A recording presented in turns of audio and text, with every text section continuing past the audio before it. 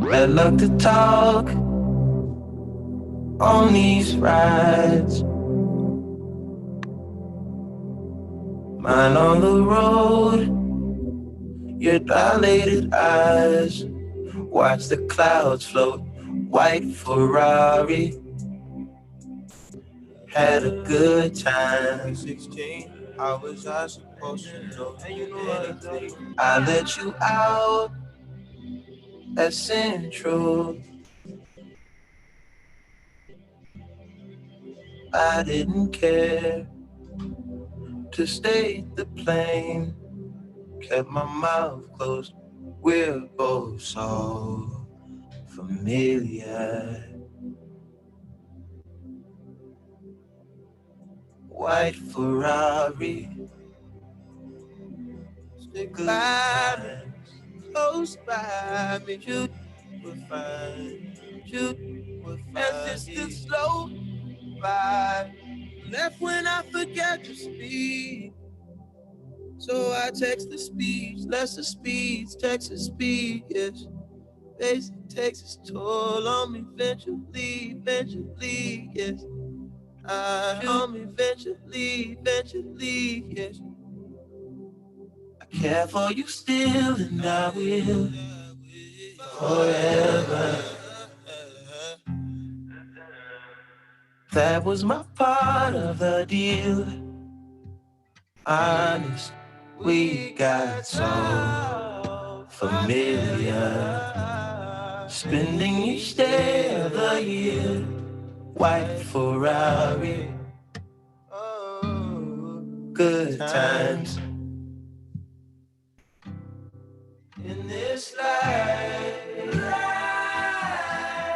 in this life.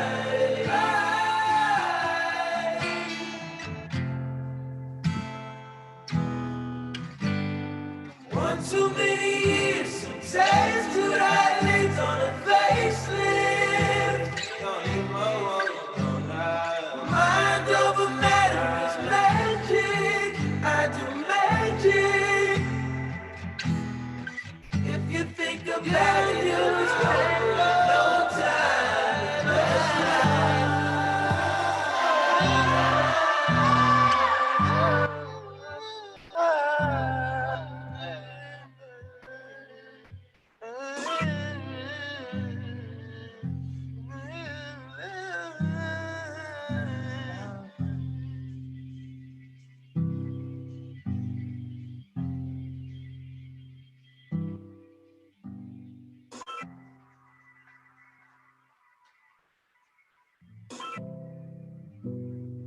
I'm sure we're taller, another dimension. You say we're small and not worth the mention. You're tired of moving, your body's aching.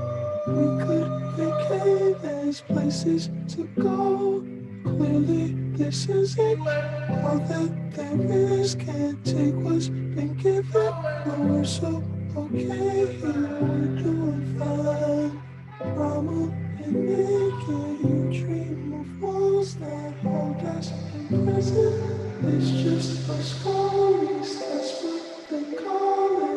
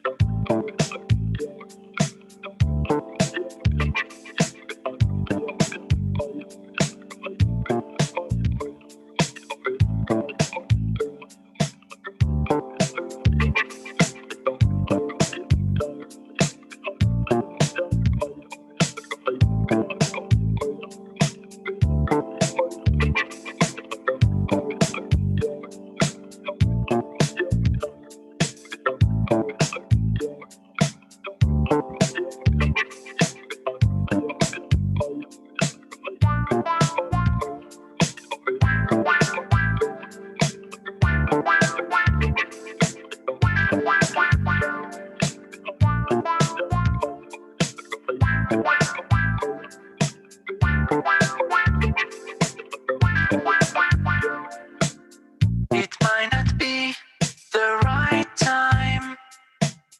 I might not be the right one. But there's something about us I want to say. 'Cause there's something between us anyway. I might not be the right one. It might not be the right time. But there's something about us I've got to do. Some kind of secret I will share with you. I need you more than anything in my life. I want you more than anything in my life. I'll miss you more than anyone in my life. I love you more than anyone in my life.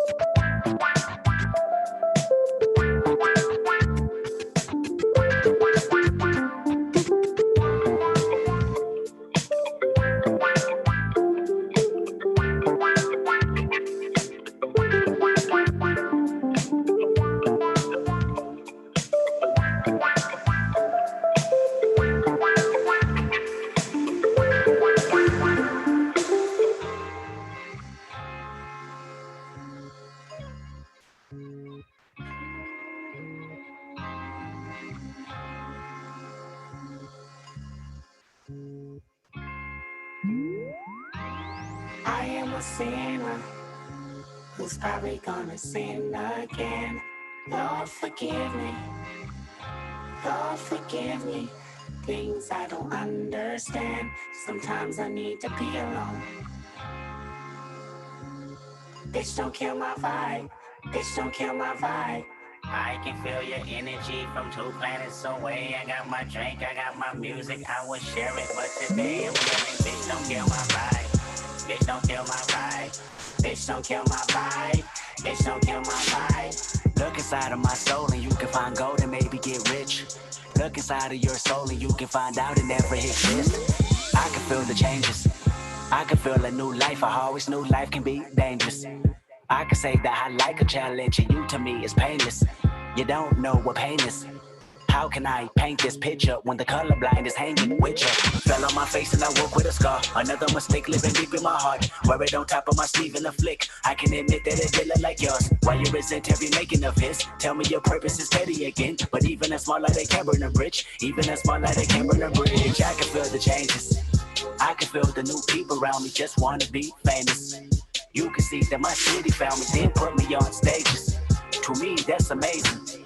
To you, that's a quick check with all disrespect. Let me say this, say this, say this. I am a sinner who's probably gonna sin again.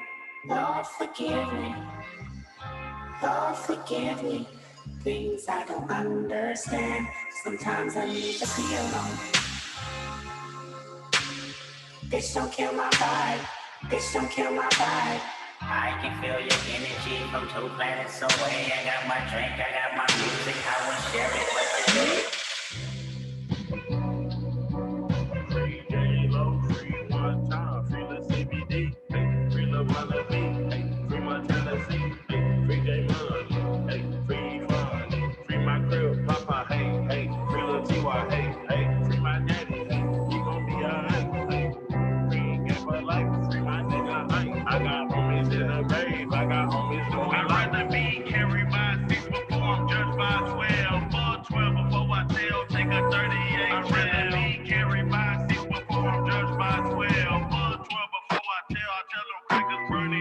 I got homies in the grave, I got brothers in the pen. I got some that's coming home, I got some that's going in. Try to go to visitation, but they wouldn't let me in. So I only conversation, writing letters with a pen. Wanna see just how you doing, wanna know just how you been. Tell you who your bitch was screwing, checking on your mama and them. Hope you get a second chance, women now since elementary. Oh, one day we meet again, break you out this penitentiary. Cause what's cracking, hope you straight, know you dug in like you should. Seen your mama yesterday, gave her money for your books. Different day, the same shit, nothing changed on murder block. Couple homies hit a lick and got the other homies pop. They got shot up with a K, I got good and bad news. They say Reggio gon' be straight, but Slow Groove ain't make it through. They hit Reggio up at 8, only hit Slow Groove with 2. Round this time last year in May, crackhead junkie killed young dude. I seen your stupid baby mama, she still acting like a dot. Always fighting, starting drama, she be fucking with the ops. Ask her why she never write you, why she never help you out. She say you tripping, you don't listen, and your temper always high. But let me tell you about your daughter. Yesterday she tried to walk, every day she getting smarter. Other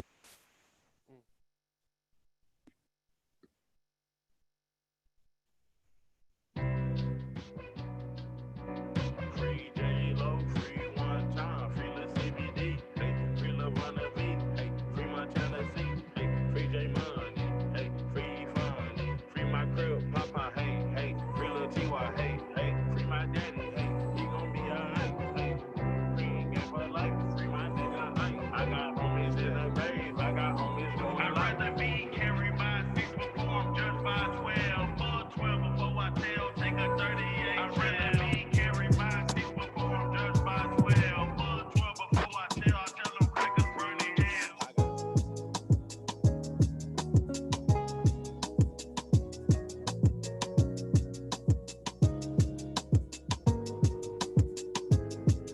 When the lights shut off and it's my turn to settle down, my main concern, promise that you will sing about me, promise that you will sing about me. I said when the lights shut off and it's my turn to settle down, my main concern, promise that you will sing about me, promise that you will sing about me.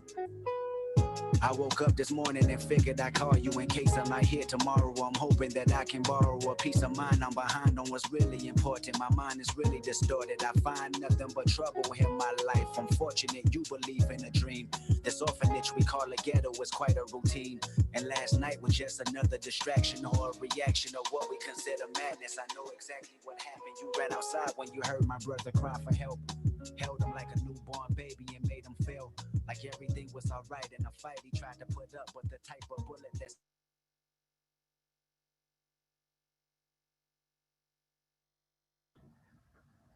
Okay, hi everyone. We are gonna go ahead and get started.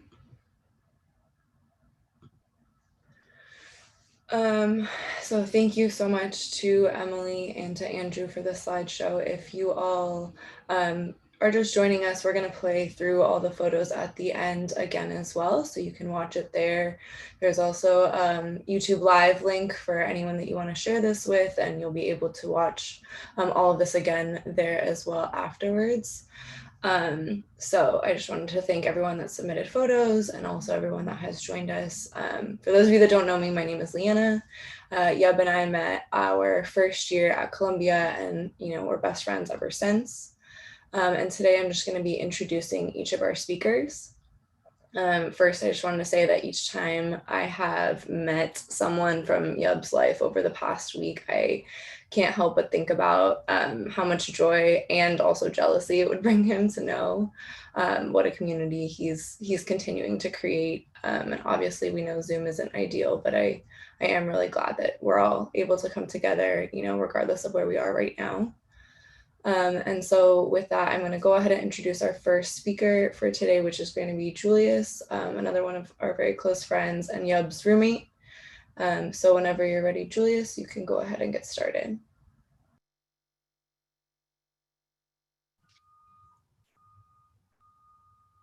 Am I visible to folks? Can people see me? Lovely. Adjust the angle a little bit. Pretty personal.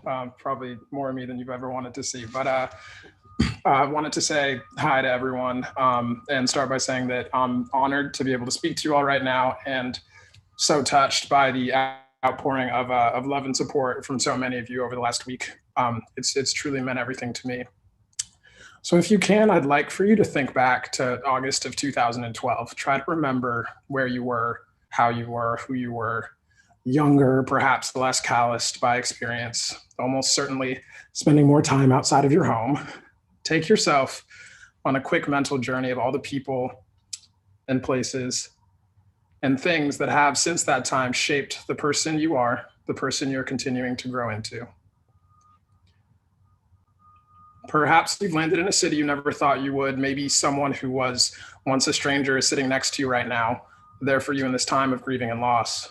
There is definitively no event and no person outside my family that has impacted my life so profoundly as meeting Yupsida Tagistu on the 5th floor of Carmen Hall on the corner of 114th Street and Broadway in Manhattan that summer 8 years ago. Yeab had moved to New York from San Jose, California, and I from Portland, Oregon. Yeab was born in Ethiopia, fittingly proximate to the cradle of civilization. I was the son of Rwandese immigrants. My father had spent some of his young adulthood in Ethiopia and speaks Amharic. We found common ground quickly. After all, we were both moving from relatively quiet, though metropolitan towns directly to the center of the universe. With proud African heritage tied to our names and our character, I was extremely nervous. Yeab was not. It was immediately clear in room 506, then occupied by 2 econ majors and likely occupied by a dozen econ majors since, that this city would need to match his energy.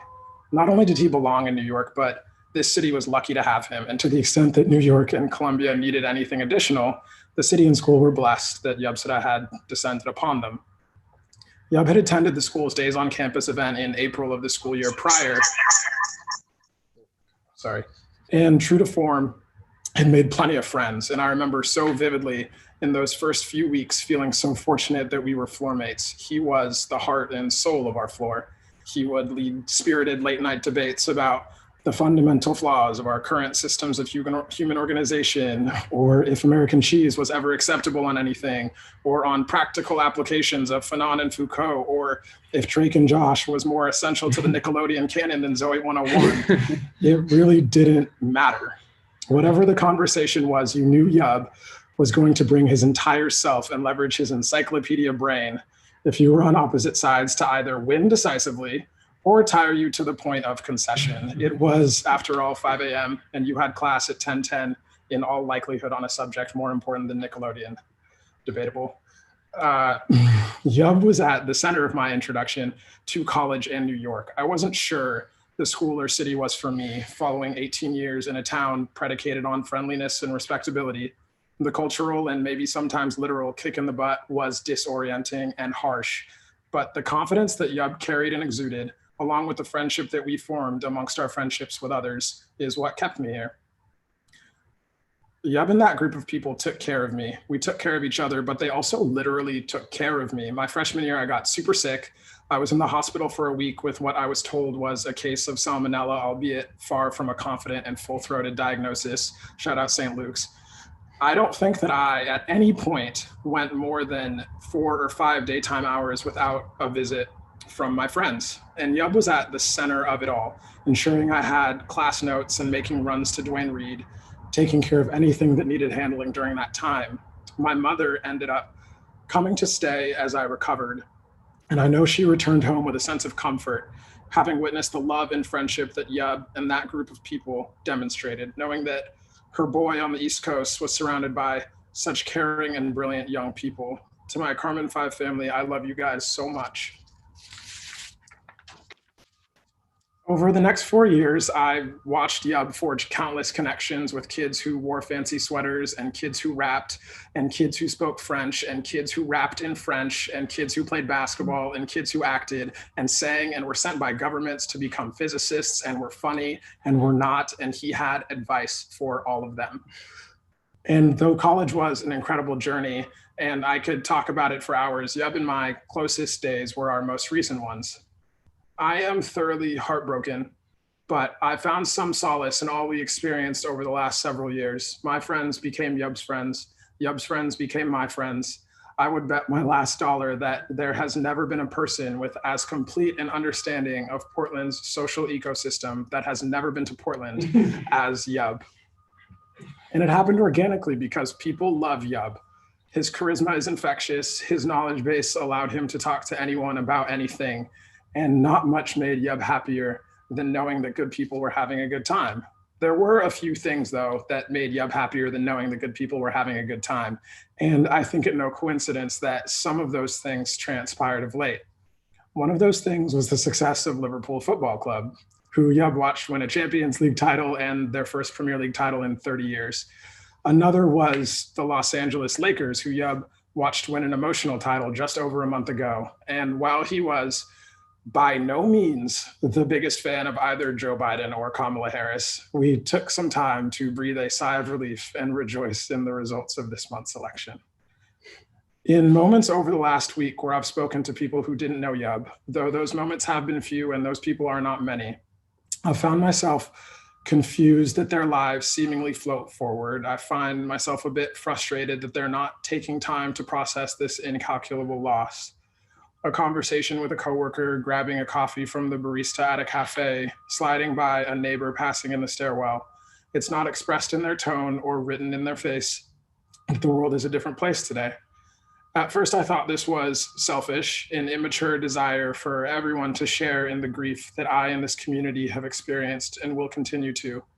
But as I've forced myself to do in almost every moment, and as Yeab always required from those he loved and respected, I thought more critically and more fundamentally about what I was feeling, what I was thinking, and about what that confusion and frustration might really be rooted in. And through that process, through that mental exercise, I reached a conclusion that's as heart-wrenching as it is satisfying. And not to harp on this too much, but a conclusion that we know Yeab arrived at quite frequently. I'm right. Because the actual truth, I think the core truth behind that frustration is that the world is a different place for those people. And while I do mean this in a philosophical way, I also mean that it's represented in the number of lives Yeab touched by the amount of people who are listening to and watching this. I am a better coworker. I am a better cafe customer. I am a better neighbor because of Yeab. We all are. And when you think on the second and third order effects of this, the loss of Yeab matters to everyone. And that space is something to everyone. I loved how simple it was for Yeab to draw on his memory for a clarification, interjecting necessarily or unnecessarily to course correct a story or a statement that I would be fumbling through. And I suppose I'll even miss rolling my eyes after that course correction was complete and he stared into my soul before stating bluntly, "It's simple for me." That silence has been deafening over the last week. As I speak to some of Yeab's friends from California or reminisce with our friends met in New York, I imagine he's looking down, so incredibly annoyed by missing and misrepresented details and claims. I suspect that silence and in the company of certain groups of people is one thing that I'll never really get used to. I loved Yeab's genuine but facetious pride in his friends, in me. He would never miss an opportunity to point out one's accomplishments and simultaneously ground you in humility, ensuring that at the time when I was, everyone knew that I spent too much time studying the ins and outs of renewable energy and electricity regulation, but describing it as them wires and whatnot. Or looking at you while pointing at me with a sly raise of the eyebrow and proclaiming that there's nothing this dude loves more than a wind turbine. I imagine so many of you know exactly what I mean. Yeab's pride in himself and in his friends was boundless. Yeab's favorite things about me were typically my favorite things about myself, and he trumpeted and praised those aspects of who I am so wholly and so loudly. But the thing that I will miss the most about Yeab is how he pushed me, how he pushed us. It reared itself in heated debates and arguments, but I was better for it, and he knew that. He knew when I was conflating kindness and complicity. He knew when I was not allowing myself to think outside of the paradigms of capitalism and white supremacy. He knew when we needed to be reminded that the world is the way it is for a reason. He knew when I needed to be reminded that I am the way I am as the result of so many things beyond my control. He knew so much, and he was so brilliant as to not dilute it in pleasantries or present it in forms that would not catalyze a meaningful change in how I moved forward. And that will be my challenge. For the last 8 years, and especially the last 5 months living together, I've had the blessing of constant access to that. And so to finish, I think all I can do is ask you all to find the balance of how it is you thrive and where it is you might wish to grow. It was so beautifully represented in our friendship. What it is that Yubsada loves so much about you, and what are those things he hoped you would foster to become your most authentic self and develop your most authentic interests? And what are those things that are difficult to dive into or confront head first? Because while the way he communicated with us and what he shared and what you shared in return is also specific and unique, there was a thesis to the way that Yeab interacted with us all and with this world. He knew that we all have gifts, and I do know that central to Yeab's goals was making this world a fairer and more equitable place. And at the center of that goal needed to be, as he put it, a willingness to pay. So much of the injustice in this world relies on our comfort to perpetuate it. It relies on a lack of imagination and creativity. It relies on the omission of earnest introspection. No one can replace Yubsada Tegistu. He was and is singular.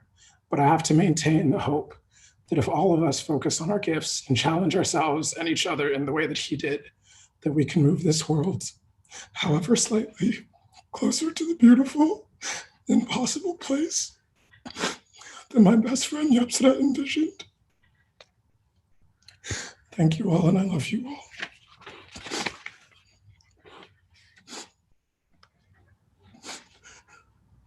Thanks, Juju. That was really, really beautiful.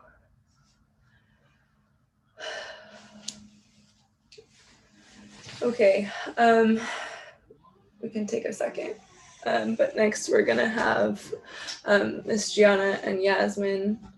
Whenever you two are ready, you can go ahead and get started.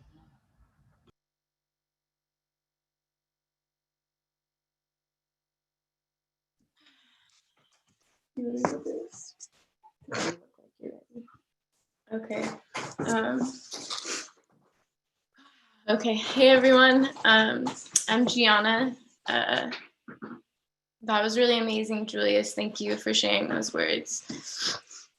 Yeah, I met Yubsira in middle school. We started hanging out in 6th grade, and yeah, knew him throughout middle school, high school, college, and everyone knows Yeab. He stays in close contact with everyone, and yeah, I just prepared something short, but I'll read it now. I feel like there are no combination of words that could begin to capture the gravity that Yeab possessed. He was our best friend, our brother, and an extension of our families. His ability to switch from polite, respectful Yeab, charming all the parents and teachers, to the wild, adventurous, and outspoken soul we knew him to be behind closed doors was a true testament to the captivating chameleon that he was. Well, Yeab was a notorious social butterfly early on and could make friends with anyone and everyone, and he did.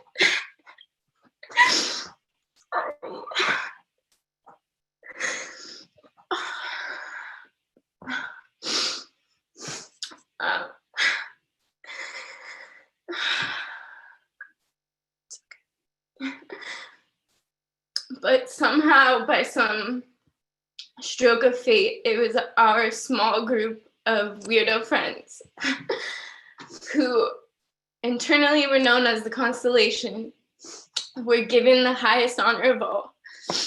And that was a front row seat to Yeab in all his multifaceted glory.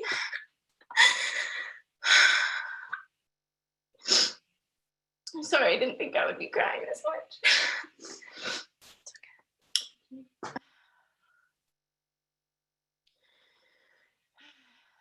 He was a master improviser, 24/7 comedian, goofing on us all, bringing us down to earth, down to hang whenever, wherever. always ready to drop a verse on some ghoulish beats. And he had the loudest and most infectious laugh that could get me going off even at my lowest points. It was this type of social agility and magnetic character that made Yeab so deeply and universally loved and unforgettable by anyone who had the opportunity to talk to him, even for just a moment. He made people feel welcome, listened to. He punked on us all, kept us humble, kept us sharp. Didn't sugarcoat shit, or in his words exactly, never been one to bite my tongue. Kept things real and loved more loyally and fiercely than I imagined possible. And I think it really hit me just how much of a unifying force in this world Yeab is when I was sitting down in his family's church for his memorial, observing all the little pods of friends from elementary, middle, and high school who were strung together in that moment for him, because they too had been undeniably marked by the wit, charisma, and love that he exuded. At this moment, it still feels impossible for me to accept that Yeab has left the material plane and that I will never get to receive one of his immensely tight hugs or his painful yet satisfying calf massages.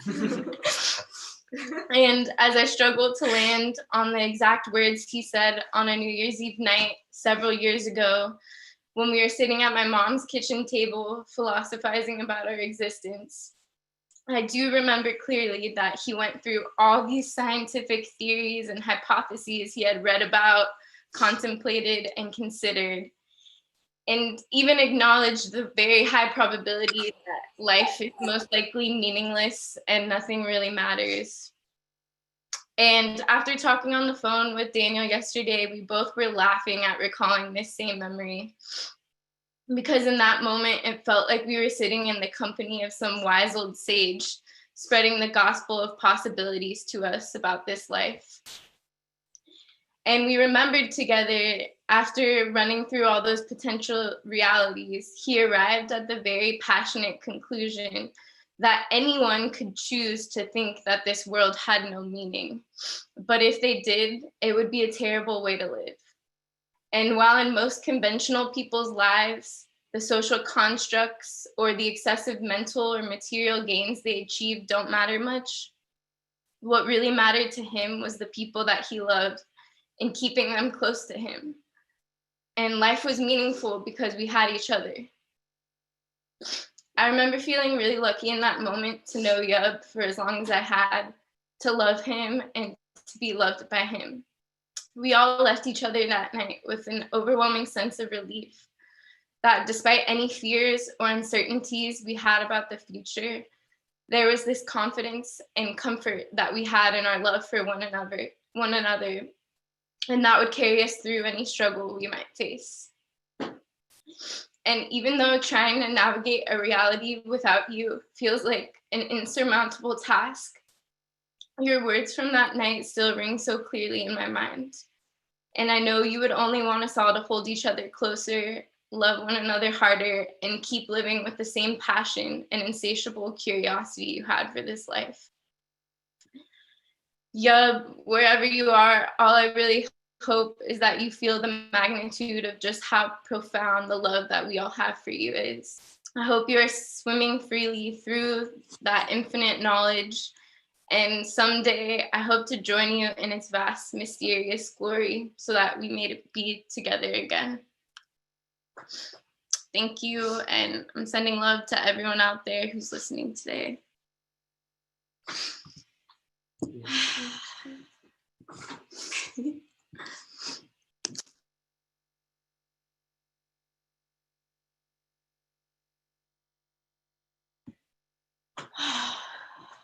Hi, everybody. My name's Yasmin. I met Yeab when I was about 12 or 13 years old. We didn't actually go to the same middle school, but I met my gang of weirdos, as Gianna called it, and yeah, was just like immediately smitten with all of them, and knew at that moment that I had met what felt like my kin. So yeah, I wrote something. I'll read it to you.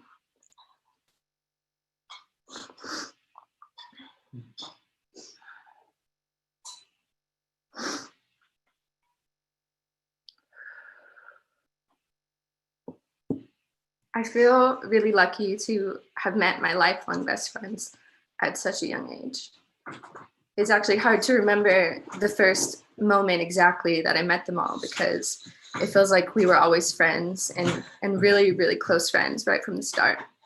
In some ways, closer than family. The unconditional love we hold for each other has supported me through so many transitions, tough moments, and some awkward phases as well. But thinking about it, I guess that's the thing about meeting your soulmates when you're around 12 or 13 years old. It's such a weird time, with so much growing left to do. But we managed to stay close, and we endured it all together. And we probably made it even weirder than it needed to be. None of that would have been the same without Yeab. Words feel pretty ineffectual when trying to come to terms with the death of a best friend and explain the impact such a magnificent human being had on me. Right now, the term soulmate is the best I can think of. Yeab probably could have thought of a better word. Losing him feels like losing a part of my soul. He helped me to become the person I am today. More than anyone else, Yeab made me feel so seen. He made me feel smart, strong, and funny. He made me feel unique. He encouraged me to try my hardest and be the best that I can when it felt like few others did. And I'll admit, I don't always make it that easy to get to know me, but Yeab dove in with no hesitation and immediately took up a really big place in my heart and in my life. He took care of me like we were family, sharing his home and always buying me food and drinks. I could never act fast enough before. He had paid the bill for me and whoever I brought along, even if they didn't know each other that well. That kind of generosity is rare, unforgettable, and a true inspiration for the kind of person I hope to be. Even though I'm in a lot of pain, I know it was all worth it just to have been his friend for all those years. He's the coolest guy I've ever met, who always kept me on point with best music, style, and socially relevant fact-checked articles. We even got voted together as most likely to occupy Wall Street in our senior yearbook, which is pretty ridiculous. But I think a good homage to the person he was and the influence he had on me. As I'm sure many of you agree, Yeab was one of the smartest people on the planet. But beyond that, he made himself available as a resource to anyone who needed help. And in doing so, he made everyone around him smarter too. He was and will always be the ultimate teacher with his infinite knowledge that was always supportive and never competitive.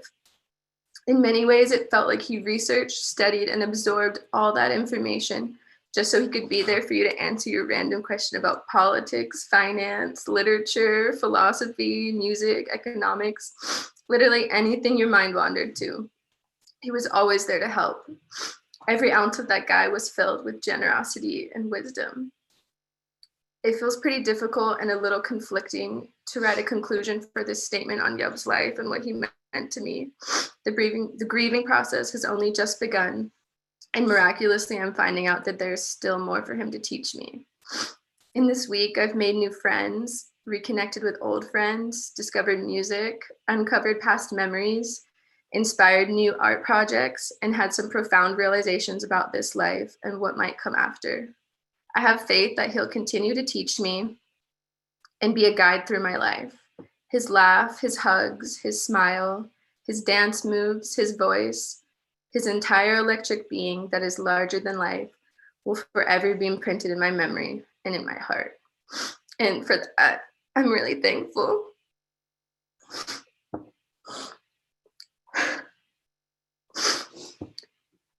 I will always love you forever, Yeab.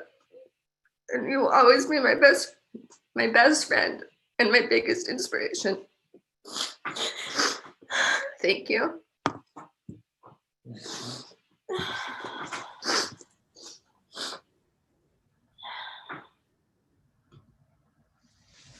Thanks, Gianna and Yasmin. That was also really beautiful, and I'm so glad I, have gotten to meet the two of you this past week. And again, like, I can't imagine how jealous Yeab would be to know that we've been talking without him.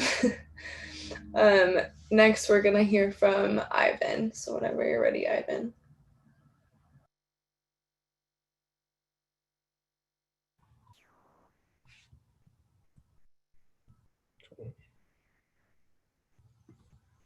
First, I wanted to thank Leanna for helping organize this, and Emily for collecting the memories, and Dwyer for opening up, getting us together to celebrate Yeab and what a big person he was.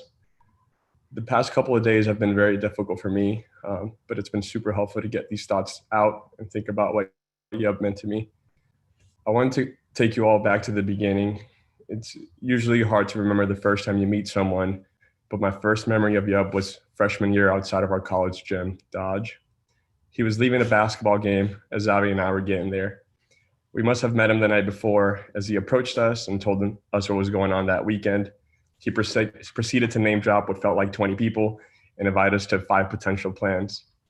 And while Avi and I were on our first week of school, Yeab was somehow in week 5. Yeab was a connector. He wanted people to know each other. This was not networking. He wanted people to care about each other. While living in Oakland last year, he came to the Bay to visit his family. He took that opportunity to make sure I met his brother Zam and his childhood friend Zeru. Though it was only an afternoon, he made every single one of those hours meaningful and made sure that by the time we were ending the night, there was nothing but love. Yeab was also perpetually curious. He couldn't let himself not know the answer.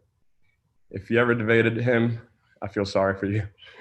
If his perfectly delivered facts weren't convincing enough, his unapologetic roar would be.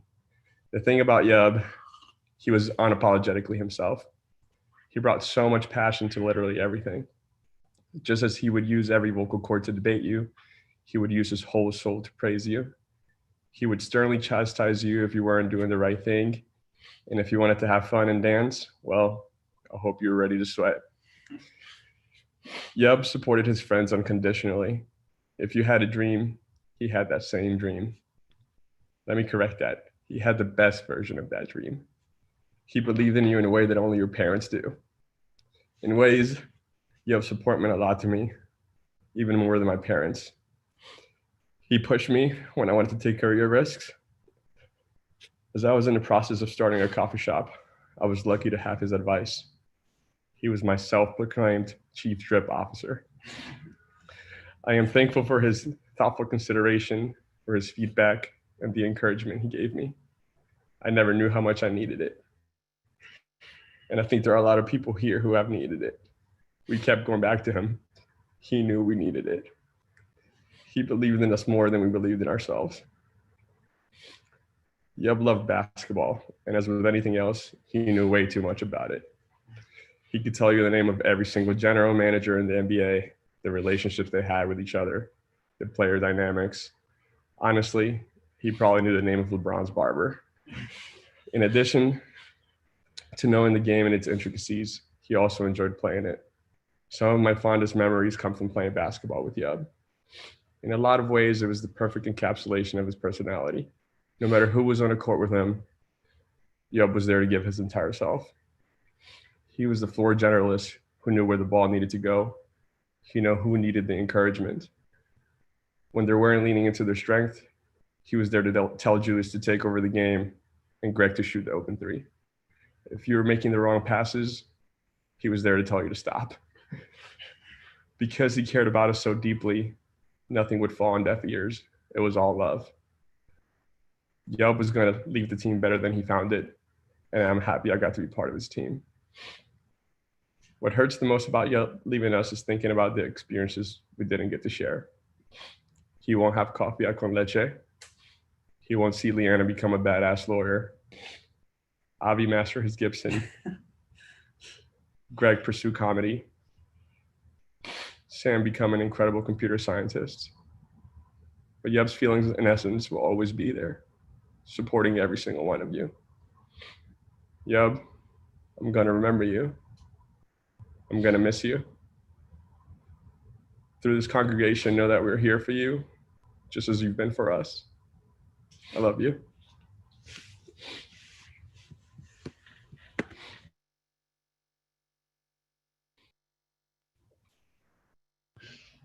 Thanks, Ivan. Up next, we're gonna have Greggy. So Greg, whenever you're ready.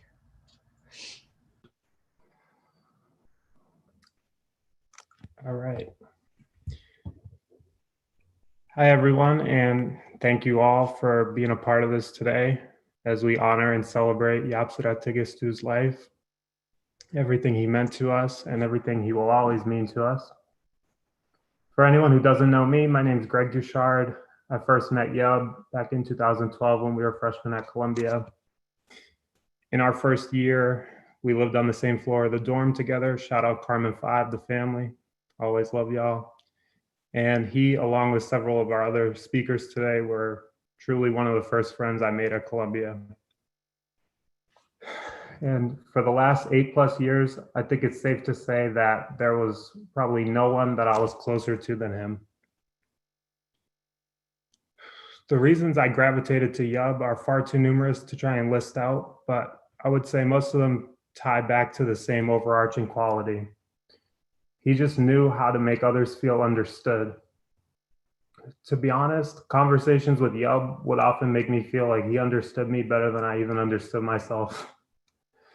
And his empathy and love for others allowed him to seamlessly make friends with pretty much anyone. His easy smile, infectious laugh, and bottomless well of knowledge about virtually any topic could put anyone at ease, making them feel comfortable regardless of his relationship with them. Because he knew so much about so much, being friends with Yeab was often an extremely educational experience. No matter what your interests were, he always knew enough about them to be able to give you a thoughtful recommendation or a suggestion of some sort that you hadn't considered before. Basically, he was like a Spotify Discover Weekly playlist, but for your entire life. Any day of the week, any topic at all, he had you covered. I can honestly say that if I had not known Yeab during such formative years of my life, I would not have developed into anything close to the man I am today. There are so many aspects of my life and the person I am that can be attributed either partially or totally to the influence that he has had on me over the course of our friendship. The music that I listen to, the clothes that I wear, the shows and movies I watch, the sports that I like, the way I look, the way I talk, and so much more of me all have his fingerprints on them in one way or another. As a biracial Black person who has gone to mostly white private schools his entire life, I learned from a young age to code switch with the best of them. And so I came to college feeling like I knew all the ways I had the ability to be, but that I didn't know enough about how I wanted to be. Yeab taught me so many things over the years, but I think the lesson that I'm most grateful to him for is this. He taught me to be unapologetically proud of my Blackness and how to move through the world in a manner that felt authentic and true to the person I am and the person I want to be. I know myself so much more now than I used to, due in no small part to the effect of knowing him and having him in my life.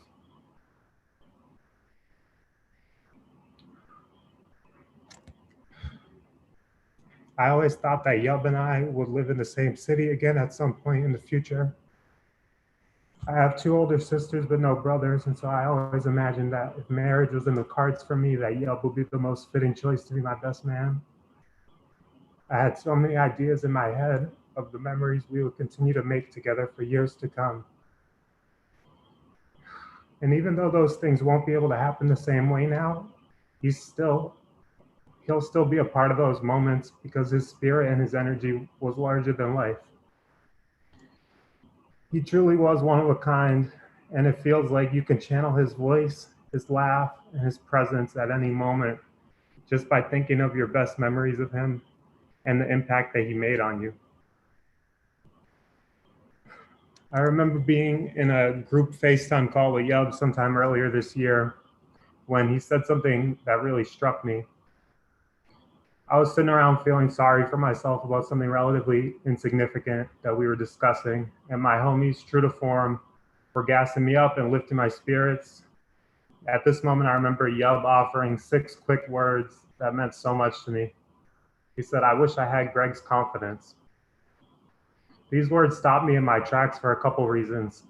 First, I really couldn't believe I was hearing these words from someone who oozed such confidence, could fit in anywhere, and could literally be the life of any social setting. Second, I couldn't help but reflect on the fact that the person who was saying these words to me was also probably the person most responsible for helping me develop the level of confidence that I have. But that was Yeab. He always had the right words. The words you knew you needed, the words you didn't know you needed, and everything in between. He was so deeply dedicated to the people in his life that he would never let them spend too long dwelling on the feelings of self-doubt and self-consciousness that we all feel from time to time. If you so much as gave him an inkling of a new idea or goal that you wanted to work towards, he instantly became your #1 cheerleader, supporter, strategist, analyst, and anything else that you wanted or needed him to be. I've thought about the 4 letters YEAB countless times over the last week, trying to come up with some acronym that encapsulated what Yeab meant to me and to everyone that knew him, because I'm corny like that sometimes. And the phrase I just kept coming back, ended back up at, is a pretty simple one. To me, YEAB means you're ever affirming boy, always there for you, and always the loudest one in your corner. Your ever affirming boy. You always knew where you stood with Yeab because he made a habit of letting the people that were important to him know what they meant to him. And so you never had to do any guesswork yourself. I last spoke to Yeab a week ago today over FaceTime, just hours before his tragic passing. We caught up on the latest updates in each other's lives, laughed a lot, and expressed our love for each other at the end of the call, just like always. And that was it. To quote one of Yeab's and my favorite songs by one of our favorite R&B artists, Goodbyes by Georgia Smith. And I'm gonna sing it for y'all, so I apologize in advance. How could we know that there wouldn't be tomorrow? No birds will sing, but the bells will ring for you. None of us could have known that the last time we spoke to Yeab will be the last time we spoke to Yeab. Such is the case with a sudden tragedy like this. But to quote Georgia again, if you didn't say your goodbyes, don't worry, love will bear it through. He knew how intensely he was loved, and we knew how intensely he loved us. We always knew. And while that doesn't make any of this hurt any less, it's something for us to take comfort in as we remember the beautiful connections that we all have with him. Yeab, my brother, I love you so much. And I thank you for playing such a vital role in my life, my self-discovery, and my growth in so many ways as a person. We will never, we truly could never even begin to forget you or the way you always made us feel. Thank you all for being a part of this today. And as you all continue to move through life, your ever affirming boy will always be with you.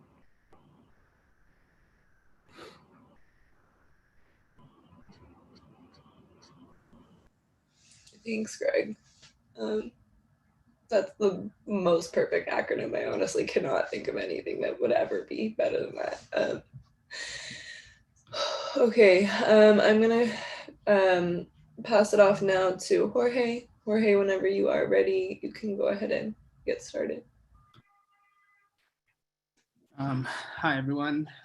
My name is Jorge Perez. Yeab and I shared an amazing friendship throughout college and became even closer after graduation and in the most recent months. He was extremely special to me, and I would like to thank everyone who helped organize this, as well as everyone listening and everyone who shared, for giving me an opportunity to say a handful of things that I loved about him. And for reminiscing all of these stories. And it's just been an amazing way to try to heal just a little bit today. So thank you. Before I begin, I would really like to extend my deepest condolences to Yeab's family and the community from back home in San Jose. He always spoke with such pride and love about you all. And you know, he had that same pride and love for where he came from. Thank you for making him the man that we all got to meet in college, and sharing with him, sharing him with us. He's truly just a spectacular person, and just so grateful for that. If you met Yeab around the same time that I did, I'm certain that some of the experiences that I'm going to share today won't be unique at all. I think anyone who's met him can share similar stories about the legendary person that he was and is in our minds and in our hearts. He gave everyone around him so much love and energy. He was a wise person and a genius, sharing his immense database of knowledge about 1,000 different topics, ranging from the most important life-altering topics of discussion to the most trivial. He treated all of his interests and conversations with the same attention and passion. On top of all that, he was a hilarious person, a supernova of excitement and joy. No one could really make me laugh and smile the way he could. Whether it was, a barbecue on a Brooklyn rooftop, a night dancing, getting hyped to our favorite songs, casual watching of some basketball. He made everything so extraordinary. And for that and many other things, I'll miss him so much. I'd like to kind of reflect on a time earlier this year, on the day of my birthday, when Yeab reached out with a very, Yeab-like "Happy Birthday, my G." It was at least a month or so since I've last spoken to him, and in the process of catching up, we realized we were actually both moving to Williamsburg. Not only did we end up in the same neighborhood, but we ended up on the same street, about a 10-second walk from each other. I was super excited to just be around him and be that close to him again. And I even told my girlfriend AJ, and she loved Yeab just as much as I did. And she responded with a "yurt," and Yeab loved that. I probably disappointed him with how I just did it, but I'm sure he would forgive me. That would be the start of a summer that saw our friendship grow and evolve. Over the course of those four or so months, we spent a lot of time together. We both got to watch our favorite NBA teams make a title run. I got to listen to his bragging, and he got to listen to my sulking for that period. He spent a lot of time on our balcony talking about politics, sports, music, and so much more, reminiscing on our college experiences and talking about the future. One of those days, we watched what Yeab proclaimed to be the greatest rap battle of all time. It was. He was right, and he would rewind after each bar and say, "Did you catch that?" Pausing the video, explaining all of the surprisingly complex social history that the two participants had with each other. He was in his zone that day and many other days, and I really loved listening to him and learning from him. We would spend, many hours talking about family, about who he was and who he wanted to be in the recent months. these are the conversations that I value the most today. He talked about his friends, those who live close and far, and how he was so loving and was loved by so many. Some of you I have never met, but I know all about, because he always shared how highly he thought of all his friends, bragging about their amazing characteristics. Yeab brought people together and strived to connect the people he loved. I think today is a testament to his ability as a community builder and a people supporter. Talking to some people about those he loved always brought him immense joy. Where that was most evident was when we talked about his younger brother, Sam. He shared how immensely talented Sam is, as well as the person and man he is. Yeab shared how, in fact, even though he was the older brother, was learning so much from his younger brother daily. This resonated deeply for me. My younger brother, Julian, is around the same age, and I share a lot of the same feelings. After talking about Sam, I sometimes had to step away and give my own brother a call or shoot him a text. His love was contagious. In these short few months, as neighbors, Yeab cemented himself as the greatest of friends, a brother for life, but more importantly, a role model. I want to bring the intellectual curiosity and generosity and energy he brings to everything in his life. I want to be there for my friends and my community the way he always is. I want to be the kind of older brother he is to my own brother. I may not have a photographic memory as Yeab had, but I will always remember him for these traits and always remember all the things I have learned from him. Yeab was a big supporter of mine and AJ and many other people, and we were looking forward to a lifetime of friendship with him. This is a tremendous loss, and we hope he got nearly as much out of our friendship as we did from him. Yeab, we will miss you forever. Thank you for being such a great friend and a force in my life and the life of so many others. I love you very much. Thank you. Thank you, Jorge.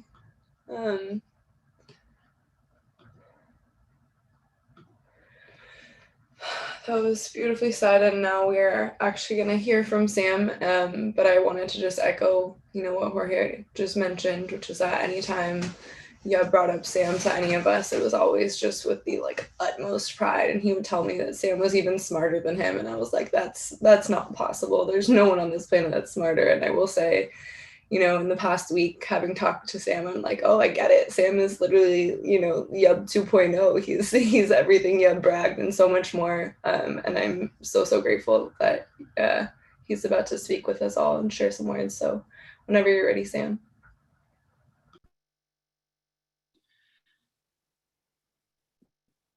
Hi, everyone.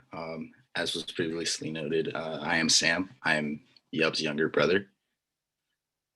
Before I start, I just wanted to begin by speaking on behalf of my family and just thank each and every one of you who has been just so amazing to me, to my parents, and to just everyone that Yeab loved. Putting this together and just being there for me. I don't know how so many of you got my number, but the amount of messages I've been getting from all of you guys has been incredible. And even though it's a really difficult time and I lost my brother, it feels like I've gained so many more siblings and just so many new family members, and I'm really grateful for that. So thank you guys so much. Now to Yeab. Yeab was an amazing person. Within our family, he was the conversationalist. He was always the one spurring the basketball conversation between the kids with his plethora of sports facts. He was always the one who started the political conversation amongst the uncles that would always take the whole night to resolve. He was the one who threw out the random factoids about Ethiopia that he remembers from when he was 2, that no human child should have any business remembering. The love he had for each individual member of the family was just incredible. He really was the glue that held my family together like no other. To those around him, He was the kind of person who would invite you into a group and make you feel dumb for not joining in the first place. The kind of person who would always call you out for doubting your abilities and make you feel so bad for not believing in yourself that you almost never dared to do it again. The kind of person that was always more concerned with the well-being of those he loved than that of himself. It was as if the lens in which he saw people through was different from the rest. He was somebody who always looked past the circumstance you were in and saw you for what you could be and judged you based off of that. It seemed as if whenever he looked at someone, he always saw their unrealized potential. And this was who my brother was, especially to me. I know for me, I would not be half the man I am today without him. Yeab basically raised me alongside my parents. He taught me so many valuable lessons in life about what it means to be a man and what it means to be vulnerable and just how to carry yourself in a society that is designed against you. However, growing up with him as an older brother was definitely not an easy task. To have the expectations of living up to an absolute genius was something that was definitely hard for me. I had serious doubts in myself and almost everything I did out of fear of not living up to the incredibly high standard that he set, whether that was academic, in sports, or even socially. But the interesting part to me was there was nobody who wanted me to do better than him more than he did. Every day since I can remember, Yeab was always pushing me to be successful in everything I did, always telling me I was smarter than him, which is quite the statement to make considering the monster intellect he had. For some reason, he believed in me when I saw nothing to believe in. When I had no hope for myself, he willed me to succeed. This manifested itself in many days where I would repeatedly walk into his room asking questions about random things, and he'd respond, "Google it for once," to which I responded, "But you are Google." In the end, he always ended up answering the question anyway. It resulted in many late nights where he would not let me go to sleep until I figured out whatever I was working on. Despite my tears and efforts to give up, he refused to allow me to give up on myself until I was able to develop some self-belief he believed for the both of us. He really instilled so much confidence in me. He was everything I hoped to be in a person and more. He was not only the biggest role model in my life, but my best friend and my biggest supporter. To have a brother that was all of these things was the biggest privilege I have ever had, and I thank God for it every single day. I truly love my brother so much. The amount of times he comes up in conversations I have is just ridiculous. He truly meant so much to me, and the thought of living without him hurts. I dreamt of a day where we could go on vacation and get married and be each other's best man, where we could be the goofy uncle to each other's kids and we could walk through life together. But unfortunately, life is unpredictable.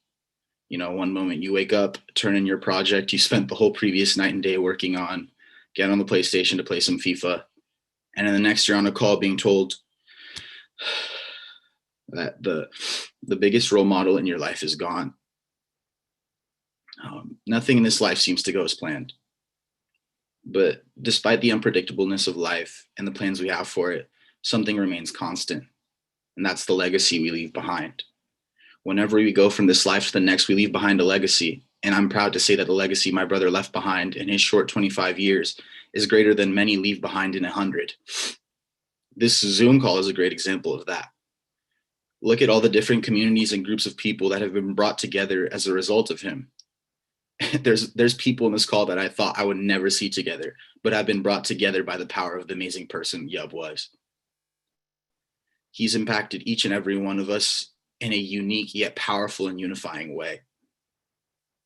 Now Yeab has finished his race and he ran it brilliantly. But now it's our turn to not allow that incredible legacy he left behind to die. Therefore, I ask each and every one of you, if you have a fight with someone, go resolve it. If you know someone doubting themselves, encourage them. If you know someone hurting, walk through that pain with them. Be the person that sees the potential in every person you encounter and show the Christ-like love that Yeab displayed to all of those around him. You never know when something like this could completely change your life. But what you do know is that you can change the way you live your life before it does. Ultimately, be the catalyst that will impact generations to come with the way you live your life like Yeab was is and will be. Thank you.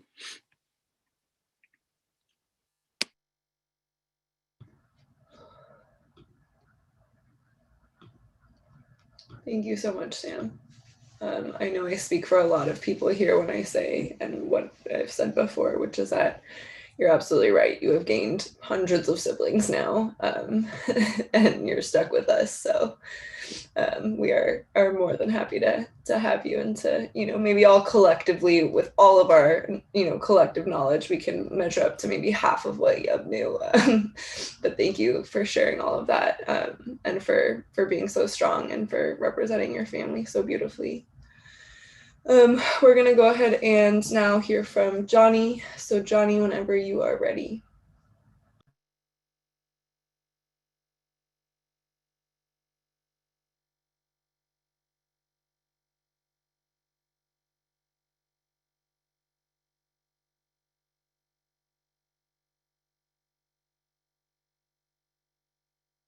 I can't help but think about what Yeab would be saying right now to make fun of Johnny. Hey everyone, so good to see a lot of familiar faces here. The support and love that have been shared over the past week have been incredible and beyond uplifting.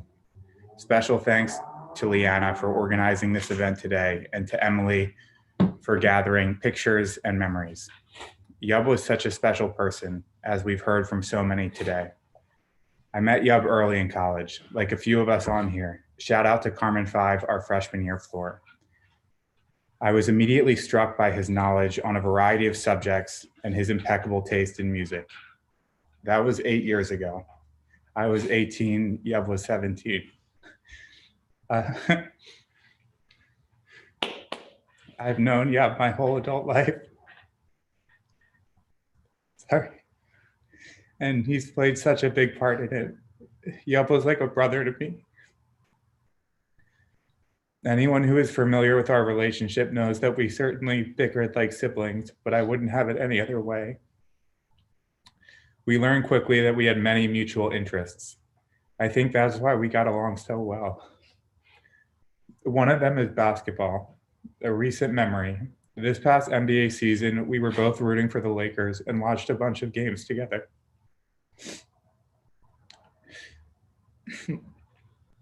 I cherish those moments. He was so knowledgeable about the game, and it was fun to be on the same side. We both went out to get the official championship shirt after the Lakers won last month, which I'm wearing today.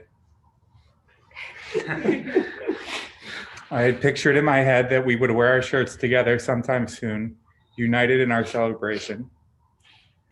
Yeab was one of the few people I consistently saw during these past few months, these difficult COVID months of lockdowns and quarantines, and I'm so thankful that we were able to spend that quality time together.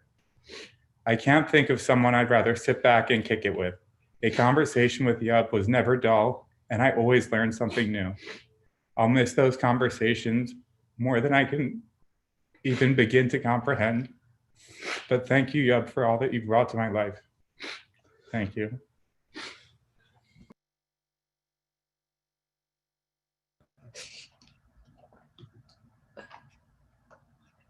Thank you, Johnny. We're now going to hear from Avi.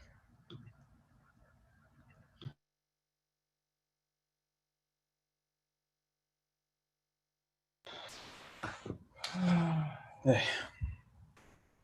Unmute. Yeah. No, you're muted. Yeah.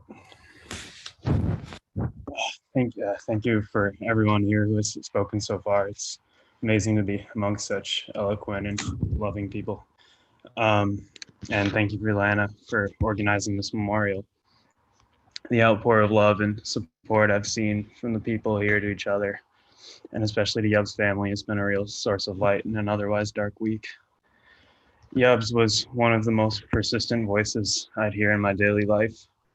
That we lived across the country for the past few years did nothing to diminish that. Sad as it may be, group chats have probably been the linchpin of my social life since college.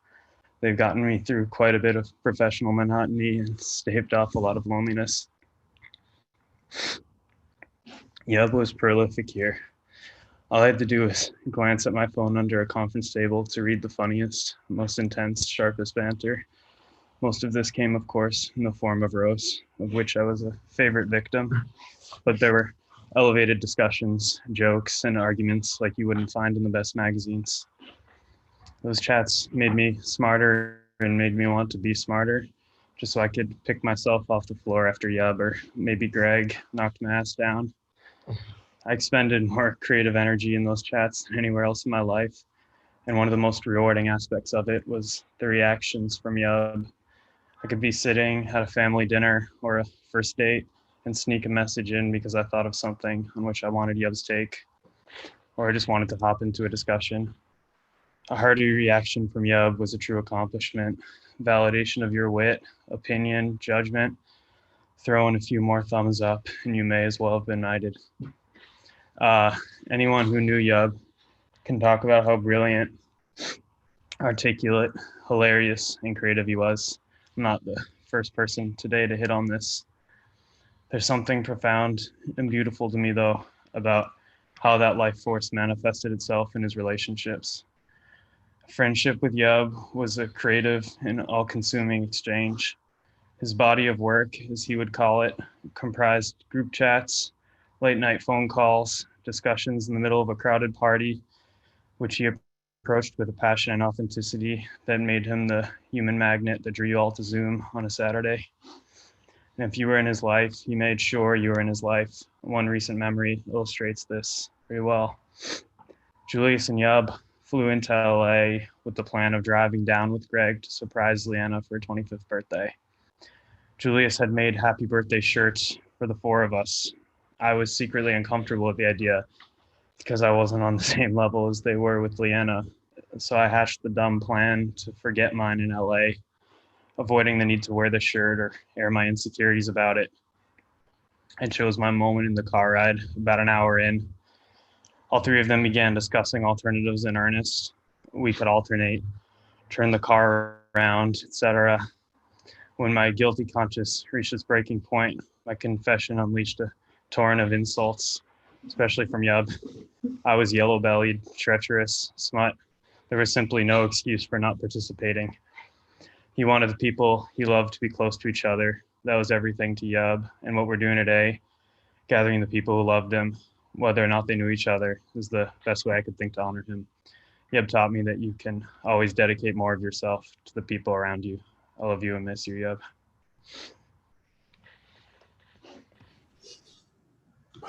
Thanks, Avi. That story gets me every time. And yes, you absolutely should have worn the shirt. But I will never forget the feeling of, knowing that Greg and Avi were coming down and then seeing behind the glass on the door somebody really tall and somebody not so tall, and knowing immediately it was Julius and Yeab, and truly losing it, and then opening the door and seeing them wearing matching shirts. Absolutely one of my all-time favorite memories. And Avi, I hope you have not given that shirt away, but if I see some random person, leaving a Goodwill in LA with a happy 25th Leanna, I'll know who did it and who's to blame. But thank you so much for that. Now we're going to hear from Emily and Bryce. Hi, everyone. For those of you who don't know me, I met Yeab in August of 2012, just a few minutes after I dropped my bags off on the floor 5 of Carmen 5 Residence Hall. He lived just a few doors down from me, and I liked him right away. He was the reason, kind of from that first week, that college felt like home to me. And there are so many things and stories that I could tell and say about Yeab, and I'll spend the rest of my life just trying to do him justice through the stories that I tell. But put together some words for today. Yeab was my favorite person to talk to. Getting lost in his mind was a wonderful place to find yourself. In that first semester, I accidentally slept through more than one 8 a.m. lecture because I simply could not tear myself away from the nightly routine in the Carmen 5 lobby of sitting with Yeab, Greg, Julius, Carmen 5 shout out, talking trash, telling stories, finding inventive uses of whatever new slang Yeab had pioneered, and then watching it spread through the campus like wildfire. I never laughed so hard in my life. Last night, I found this coaster from a bar that I went to with Yeab just a few weeks ago while I was visiting New York.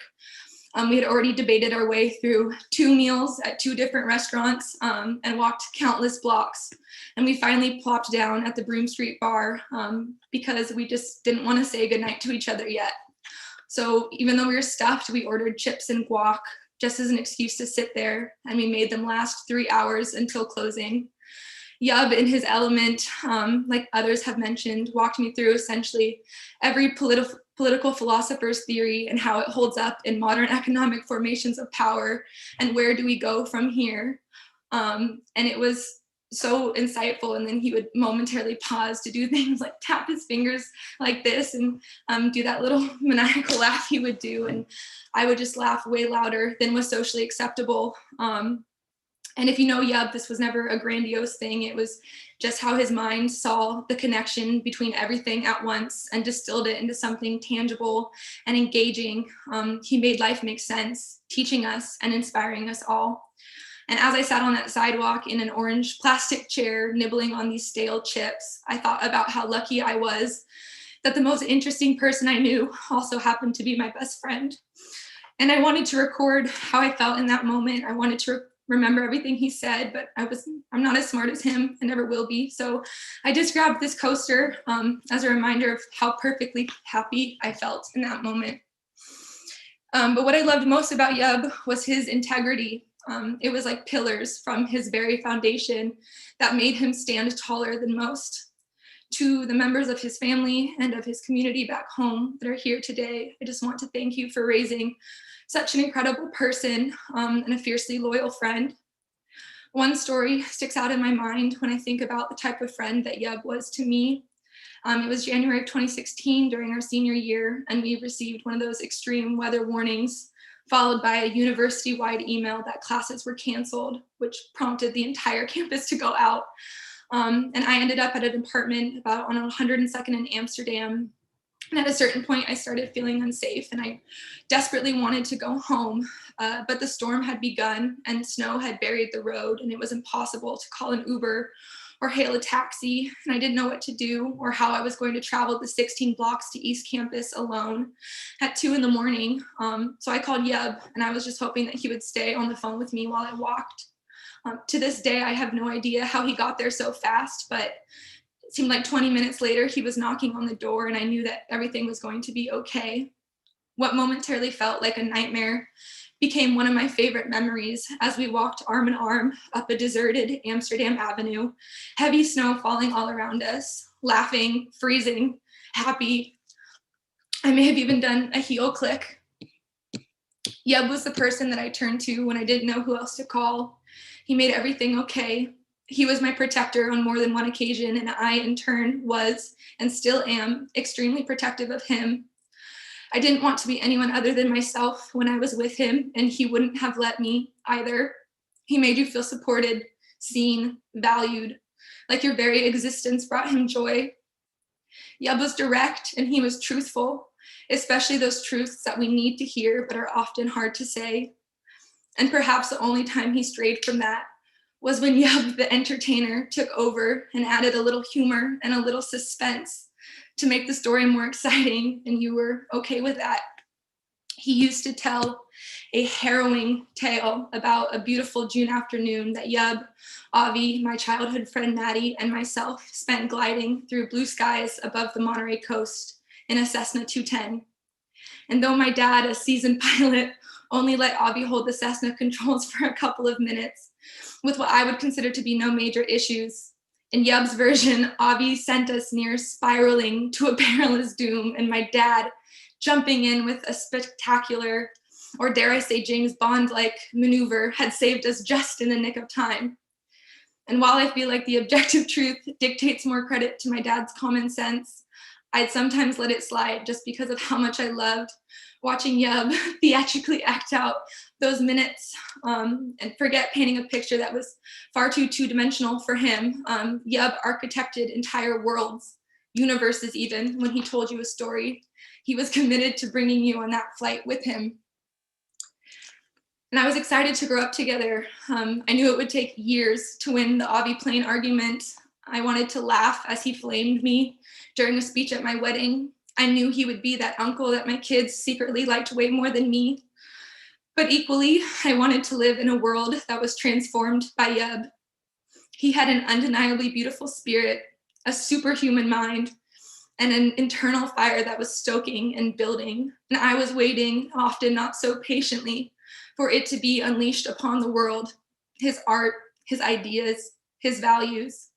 You know, I wanted the whole country going crazy. I'm incredibly thankful to have the friends here today, this coaster, our shared birthday on December 27th, his music, and words like crave and indubitably to remember him by and keep him close. I've been trying to think about something that I could do to honor him, and nothing seems quite big enough. But just as a start, I'd like to nurture the qualities of him that I so admired within myself. I'd like to spread that energy and light to others so that he may live on through deeds of kindness and selflessness, humor, friendship, and love. And if you're here today tuning in, I'm sure you know what that Yeab magic felt like, and I hope that you'll join me.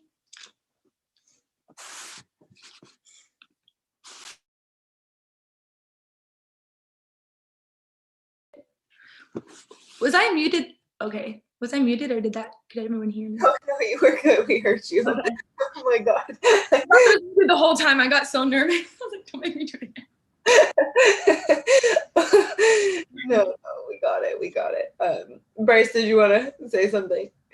Yeah, quickly, I wrote some words. To Yeab's family and friends from home, just want to send you my deepest sympathies and love. My name is Bryce. I'm a small part of his extended family from Colombia, and feel incredibly lucky to be able to speak and say a few words, as well as witness everyone else speak about Yeab, who we miss very much. Like I said, my name is Bryce, but to Yeab, known as Breezy, and thus also known as Breezy to basically everybody else in college, it was an honor for him to replace my name that way. Yeab was someone that I felt an immediate kinship to, and it was the sole reason I looked forward to attending literary humanities class my freshman year in school. He was never the most frequent volunteer to participate and raise his hand, neither was I, but also not infrequently, he would clear his throat and raise a finger. Anything he said was typically profound, but when he was in the mood, he would spell out some brilliant truth, completely devoid of any showiness or performance, just honest, real insight. I loved those moments. They were always punctuated by a few silent seconds as his words settled into those in the class, professor included. He was clearly the smartest person in the room, and I was proud that he deemed me worthy of his friendship. From those moments onward, Yeab was a bridge to many aspects of my life at Columbia. He helped forge many of the friendships I had, always made his circles feel like they were mine, gave me schoolwork advice and encouragement when I had moments of doubt, of which there were plenty, roasting me when I needed it, as well as when I didn't think I did, hyping me up at our home soccer games. He was literally our #1 fan, and even in the heat of competition, it was impossible not to hear his commentary from the sidelines. I don't think he missed many games. Sitting on my broken dorm futon, sharing music, he helped me fall in love with one of his best friends sitting next to me today, and the list goes on. The last time we really spoke, was in June when Liverpool, his favorite soccer club as well as mine, won the Champions League.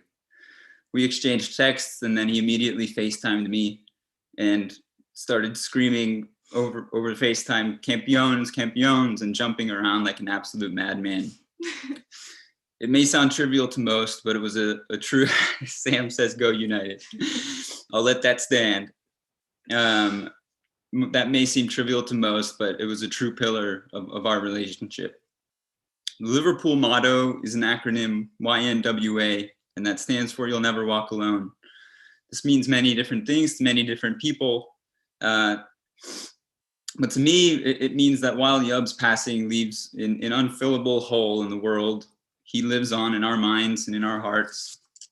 walking step by step alongside each of us individually and collectively, always. And that motto comes from a song that gets sung every home game of Liverpool's, where about 80,000 people in unison, collective voice will sing that. I don't have a voice like Greg's, and we're in enough pain, so I will spare the singing, but I will recite some of the lyrics.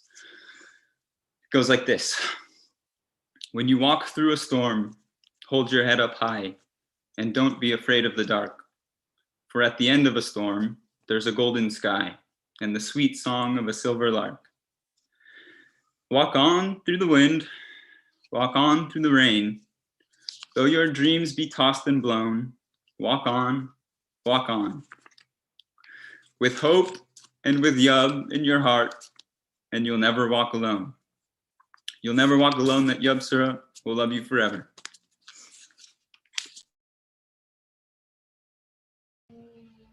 Thank you, Bryce and Emily.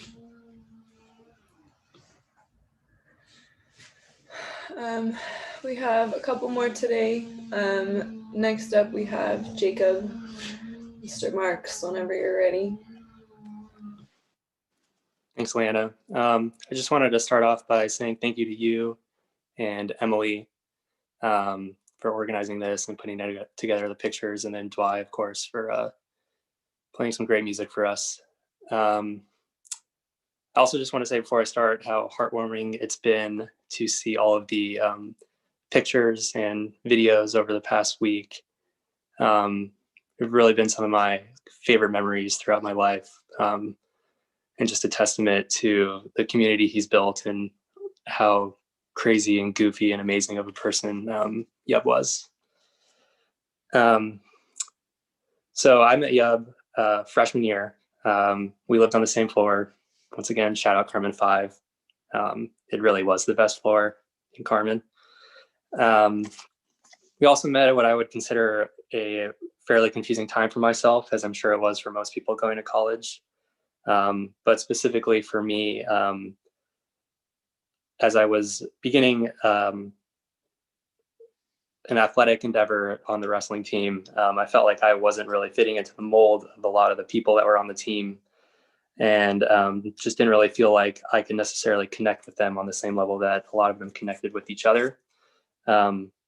So because of that, I am just truly grateful to have met Yeab and have met the community on Carmen 5. Yeab being very, very central to that. I just don't think that without those friendships, and specifically without Yeab, that my experience at Columbia would have been, a quarter of as amazing as it was. And to that respect, I would say that Yeab was really central to my growth as a human, especially in those first years at college. He helped me realize how two people with seemingly nothing in common could find a deep connection with one another, whether it just be through, sitting with each other on the floor of, Carmen 5 lobby at 3 a.m, talking about, some random thing that they happen to like. It was just truly an amazing feat. Anything that he could do like that.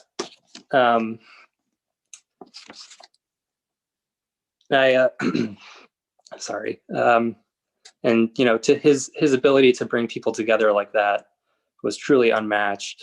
And I think the community that he built and the close friends that I have are truly like a testament to his ability to just connect on a very deep level with just such a wide array of people. Yeab and I lived together after school, and I would say that first year out of school, I won't get too far into it, but was probably one of the most wild years I've had, and probably some of the best memories that I'll have, for the rest of my life. And central to all of those were definitely Yeab. We lived together for another year after that. That time it was just me and him. And I also have some of my fondest memories of him in that year. And one thing that I'll cherish about our relationship was the fact that I got to see him, I guess, when he was kind of switched off. A lot of people knew him as the crazy social butterfly, but I think when you live with someone, you see very much the other side of things. And I am truly grateful that I got to see that side of Yeab, whether it be just sitting, watching a Netflix show on a laptop, or, you know, going to get a trendy coffee somewhere in Williamsburg, and just having those, you know, deep conversations and just taking in all the intellect that kid had. I'll truly hold those moments close to my heart. And one memory that I have that I think is like a testament to the community that he built was when I took a road trip from Seattle to San Diego, and we picked up people along the way that we met at college during our freshman year. We picked up a lot of people besides Julius because he happened to bail. So shout out Julius. But yeah, I started off in Seattle. I drove all the way down to San Francisco in a day, and I have this very stark memory of walking into his house and being greeted by his parents and all the love that I got. And then I also have this memory of kind of setting up shop for the night in his room, and, you know, going to like kind of put my stuff on the floor and like grabbing a blanket. And I was planning on sleeping on the floor next to his bed, and just hearing his mom just go absolutely in on him in Amharic, screaming at him because I was supposed to take the bed and he was going to sleep on the floor. And that is forever etched in my memory. And that was also the first time that I ever met Sam. And he schooled me in FIFA. It was fairly embarrassing. Throughout that road trip, we visited Emily, we visited Andrew Arredondo, and then we visited Leanna. And it was honestly one of the fondest memories that I have of my young adult life. He was the perfect co-captain, DJing the whole time. And I really think that memory encapsulates his spirit in a really moving way. And just the fact that he was able to bring people together from literally thousands of miles away, and all kind of, you know, connect through him, and then also create these amazing friendships with one another. So I think that's really how I'm going to remember Yeab, how I'm going to cherish his memory, and how I'm going to, you know, help his spirit live on. Thanks. Thanks, Jacob. That actually just reminded me, when you all came, this might be the one time Yeab ever held his tongue when he should have roasted someone, which is me, because we were in my car backing out of my garage, which I had done hundreds of times, but I think it's because, you know, there's never anyone that entertaining in my car with me, and we were backing out, and I just clean ripped the side mirror off my car. And in my recollection, like, you all were very nice about it, even though there was no reason to be nice about it. And I'm sure he talked about it without me there, but I will say, like, you know, he could tell how embarrassed I was, and kept that to himself. So that was another moment that just came back to me. But thank you for sharing. We're gonna go ahead and now hear from Michael. Whenever you are ready, you can go ahead and unmute. Thanks, Leanna. First, I want to thank you and Emily for putting this together, and of course, Dwight from the music. This is really important, and I appreciate you giving everyone the opportunity to celebrate Yeab. Before I get into what little bit I wrote down, it just dawned on me when Sam was speaking, he mentioned like the unpredictability of this life. And it just got me to thinking, like, I don't think any of us could have predicted that we would get to know a person like Yeab. I remember a couple of years ago when I first moved to New York City, I was super apprehensive because I didn't have any friends there. I didn't really know anyone at all. And, you know, I was moving for the job that Yeab and I and a couple of other friends on this call worked together at Jet. And little did I know that, you know, 2 years later or a couple months ago, leaving New York would be one of the hardest things I've ever done in my life, in large part thanks to the memories that I made with Yeab. And so I wrote down a couple of things. I'll just kind of get into them. The first, so this is just a list of 5 things that like strike me about Yeab and always have, and 5 things that I kind of wish I would have told him in this exact way. Like, I wish I would have given him the list. So the first was that Yeab connected people and connected with people effortlessly. And like the existence of this call is evidence of that, right? So many of my friends now are my friends because of Yeab, and because like they were friends of Yeab, who he put me on to. And it always helps that he gives the most beautiful review of any person before he introduces you to them. So I can't help but go into meeting people knowing that like they're incredible people, and to this day he hasn't been wrong. Second thing that strikes me about Yeab is that he knew entirely too many things, and it should have been annoying.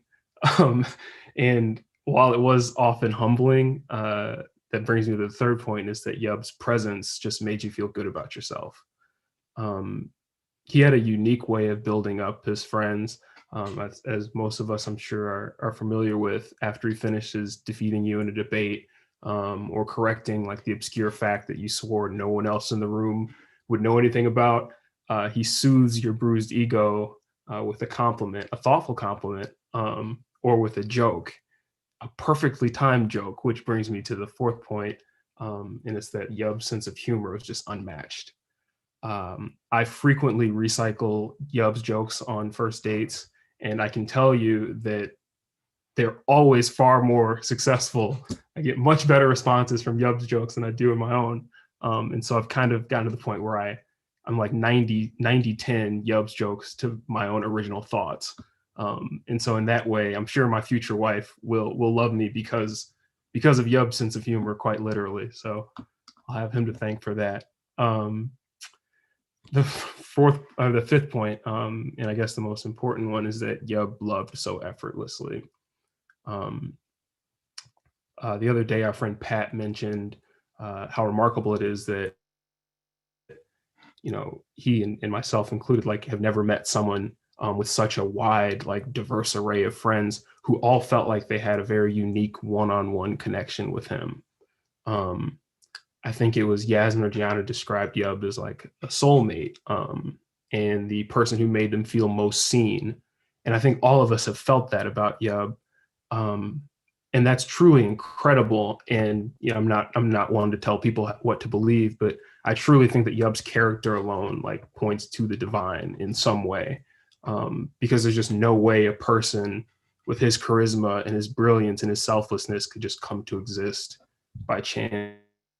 And so I don't want to take too much time. So I just want to thank everyone for being here. Thank you so much to Yeab's family for gifting us all with truly the most incredible person I've ever known. So I love all of you.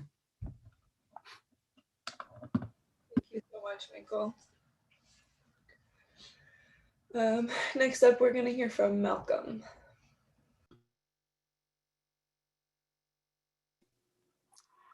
All right. Similar to everyone else. Oh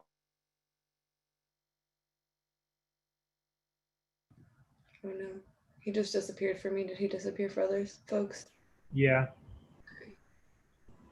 And I mean, we were doing so well. I was like, this is a world record for no technological issues. So that was, I guess, to be expected. I think I'm bringing him back. Oh, he's coming back. Okay. I'm trying. Good job. Marquita Tech Support is on the case. I thought I just saw him. Where'd he go? Okay, we'll come back to him. He's back. He's back. Oh, he's back. All right, sorry about that. Can you guys hear me? Yes. Okay. So I just wanted to say, I just want to send my condolences to Yeab's family first and foremost, and also thank Leanna as well as Emily and Dwai and everyone else who took the time to help set this up. Everyone said a lot of beautiful things today, and so I just want to more so add on to that. And so just starting off, there's just so much to say about someone that was larger than life. I'm going to do my best to encapsulate what Yeab meant to myself and how he made a positive impact on my life in the 3.5 years I was blessed enough to know him. So I just want to start that off with a story about how I first met Yeab in 2017 at jet.com. And I can remember our first interaction almost as it was yesterday. Meeting him in the back office, very entrenched in an in-depth discussion on a philosophy book, passionately correcting the person he was talking with only the grace and dexterity that he possessed. I engaged in their conversation briefly and was quickly impressed by his breadth of knowledge on the topic. And funny enough, we didn't even exchange names in this first interaction. A couple of weeks later, I found myself at Kinfolk on a Friday night in Brooklyn. And while wading through a crowd of people, I had the pleasure of bumping into none other than Yeab himself. We instantly recognized one another, sharing a joyful fist bump before continuing on with our own respective nights. But from that moment on, a friendship was blossomed. We connected instantly through our shared affinity for streetwear, basketball, and the Bodega Boys, among so many other things. And over the course of my 3.5 years in New York, Yeab welcomed me into the circle of love he created. He invited me to any and everything, whether it be playing basketball on the Upper East Side, going to clothing pop-ups, concerts in Queens, and you name it, and Yeab made sure at the very least I was invited. And that spoke to who he was as a person, always thoughtful, charismatic, and open. He made my time in the city a truly unforgettable experience, from the hours spent talking about God knows what to him offering his unique but in-depth perspective on any and everything. It was always a good time when he was around. And although we were great friends, Yeab didn't limit his infectious energy to just me. In fact, you could say that he was the heartbeat to all of his social circles. But still, I wanted the world to experience the way Yeab made me feel. I looked forward to him attending my wedding and bringing the charisma and spirit that had so easily won me over so that my loved ones could get a taste of how special he truly was. I looked forward to celebrating the many accomplishments on his horizon. He shared with me his dreams of attaining his PhD and entering academia to share his vast knowledge. Not for a moment did I think he would not achieve this goal or any other goal he set for himself, because he was really that brilliant. To Sam, while we never had the opportunity to meet in person, as you already know, and as has been said much today, Yeab loved you dearly. He talked about you constantly and would glow when mentioning your name, and he championed you as the better version of himself. And to Yeab, moving forward, I hope to make you proud and be a shimmer of the light you shined on so many. I'm going to strive to live my life with a balance of confidence and benevolence that you obtained. And I find comfort in knowing that our last in-person interaction ended with a hug and his patented, "Love you, brother." That moment is not lost on me. I want my friend to know that I loved him, and I'm glad that he's now at peace. And though I am sad, the abundance of great memories he provided will carry me until we meet again. So this is not a goodbye, but it's a see you later.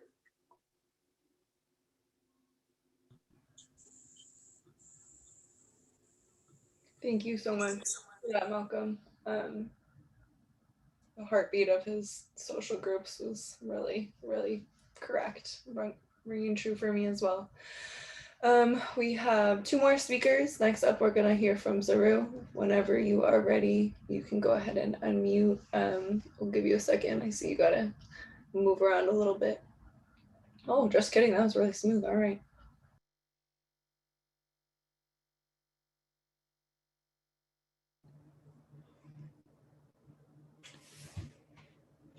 Hey guys, can you hear me? Yep. Real quick, I just wanted to say thank you for setting this up. Thank you to all his friends. You guys have been very supportive over the past week. I tried to write something, but I couldn't get myself to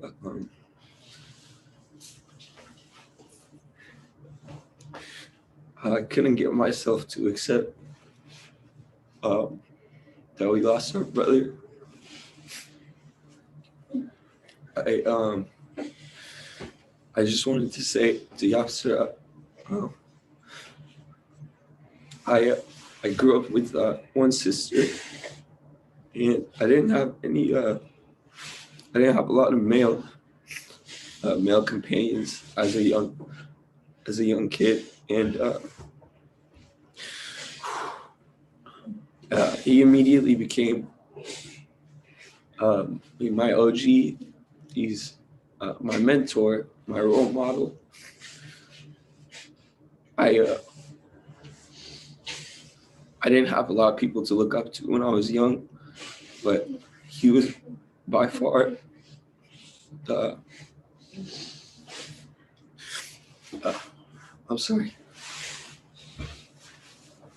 he's by far the person I molded myself after.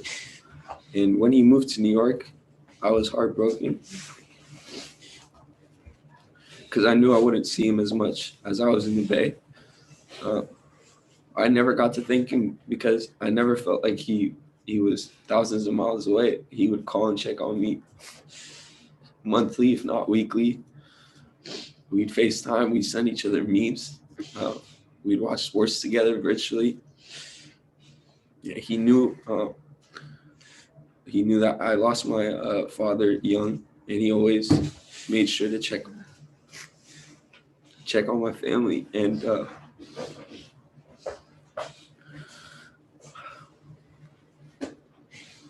like you guys said today, all the sentiments, the Oscar's characteristics and personality, it lives through us forever.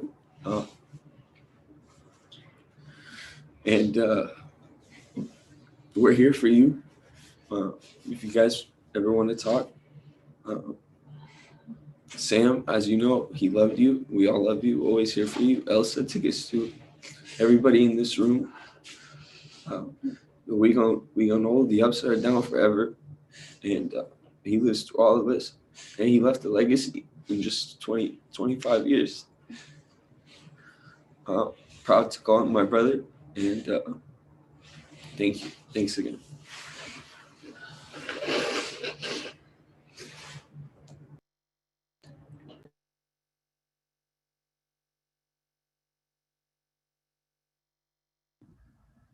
Thank you so much, Saru. So we have just Andrew left. He's gonna speak, and then we're gonna play the slideshow again with some music. He's gonna provide the music. But again, I just wanted to share my gratitude with everyone that has spoken today, and also everyone that just joined us.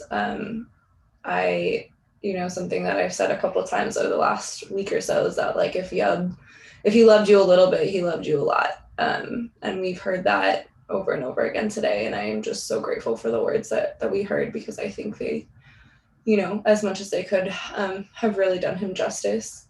And also to Yeab's family, like I hope to meet you all and hug you all someday. But I think I speak for most people here when I say there's literally nothing I wouldn't do for all of you to honor Yeab and my love for Yeab and my gratitude for you all for making him the man he was.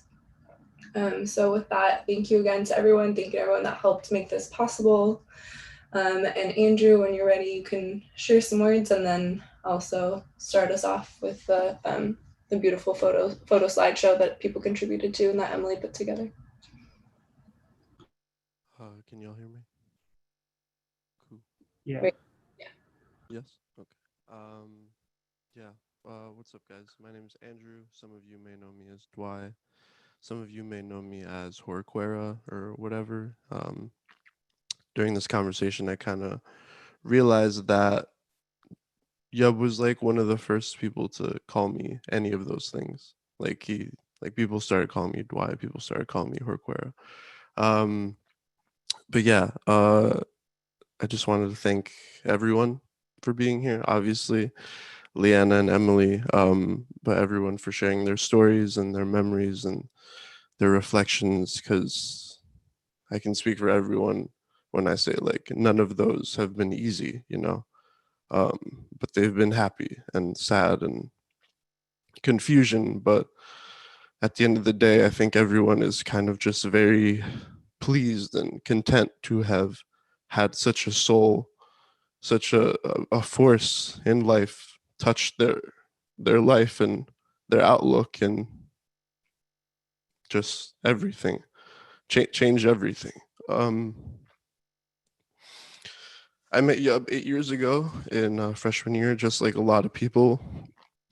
I don't think that him and I were ever that close in the beginning. We kind of became closer throughout college and then after. And I don't think I had like as close of a friendship that he did with a lot of you, where like we were always in group chats or FaceTimes, but there was such like a level of mutual respect and love and understanding. Because just this last week, just thinking and reflecting, I like realized that him and I had like very similar goals in life, which is to bring people together. And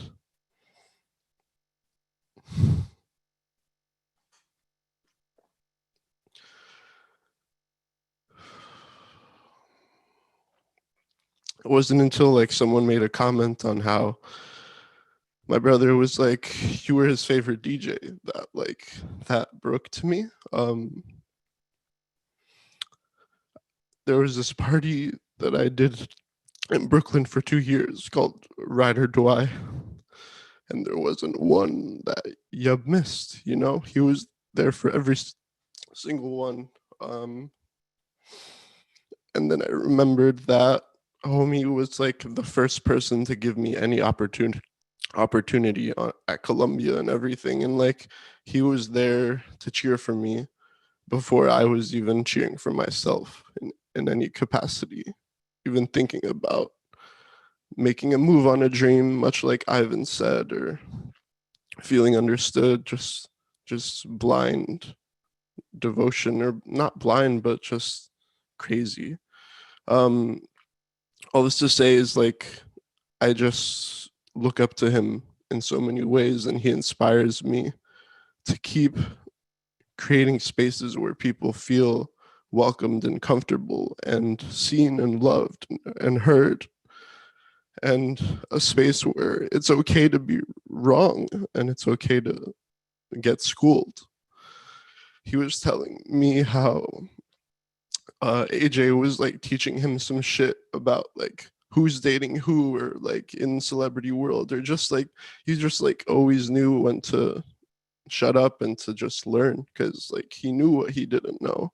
And to all of us, he was just an encyclopedia, like a Pokédex, whatever you want to call him. Like he he just knew everything. And his and my relationship like was very largely based in music. And I started making a playlist on Spotify that I'm more than happy to share with a lot of people. It's like 100 songs deep right now, and I feel like I only got through 10% of like what homie knew. But it's a little painful, you know, thinking back on those songs, or just imagining him on the dance floor. But I'm really happy to share that, because I think a lot of us have some of those similar memories and images and whatever.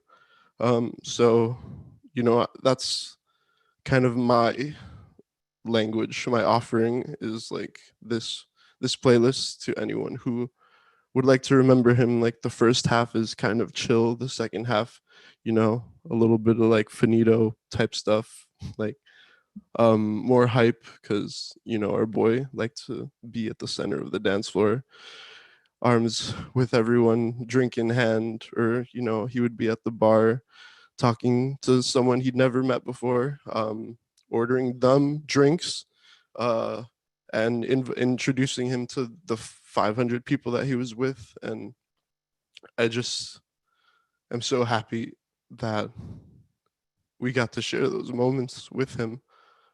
And I challenge everyone to just love a little harder,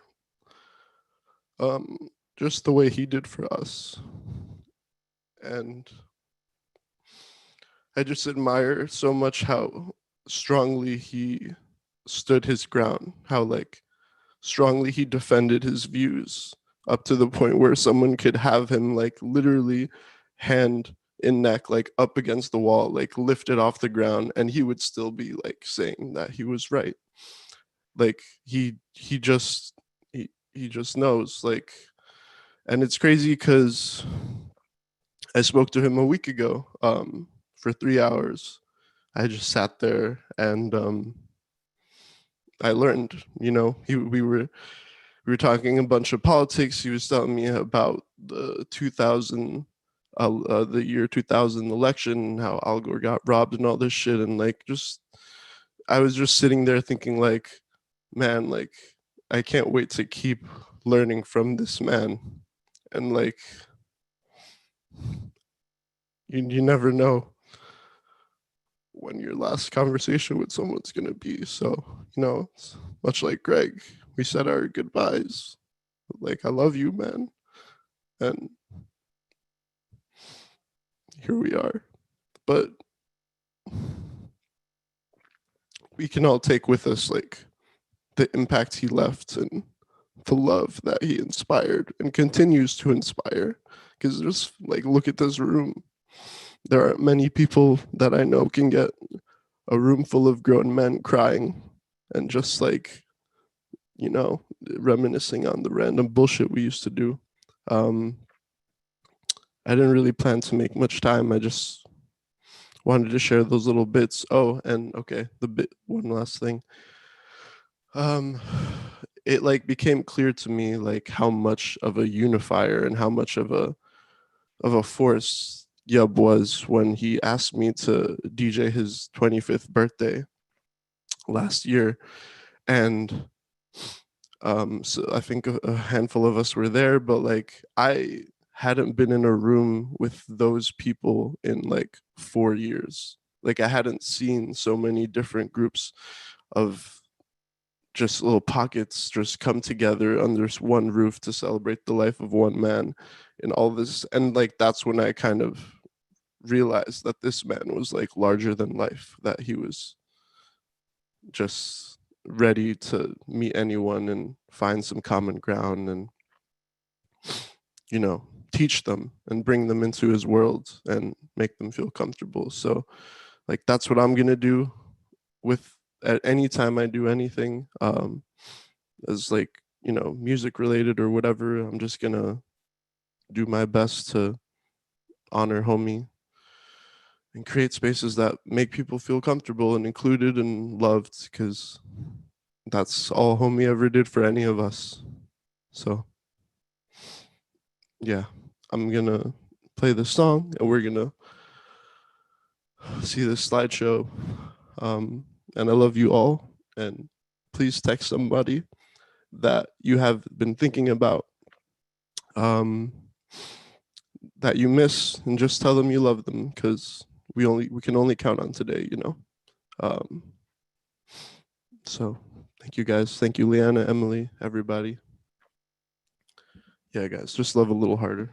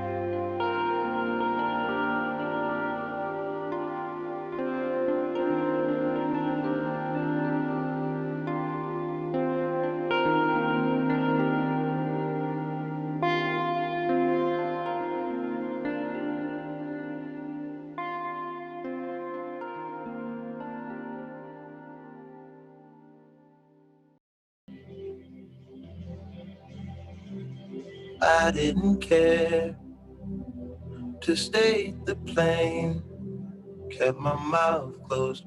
We're both so familiar. White Ferrari, stick violence close by me. Shoot, we're fine. Shoot, we're fine. As it still slow by. Left when I forget to speak. So I text the speeds, lesser speeds, Texas speed, yes. Basic takes its toll on me eventually, yes. On me eventually, yes. I care for you still and I will forever. That was my part of the deal. Honest, we got so familiar. Spending each day of the year, white Ferrari, good times. In this life, in this life.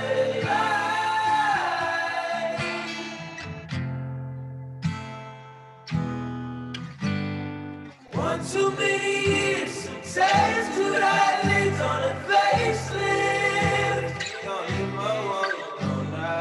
Mind over matter is magic. I do magic. If you think about it, you'll spend no time. That's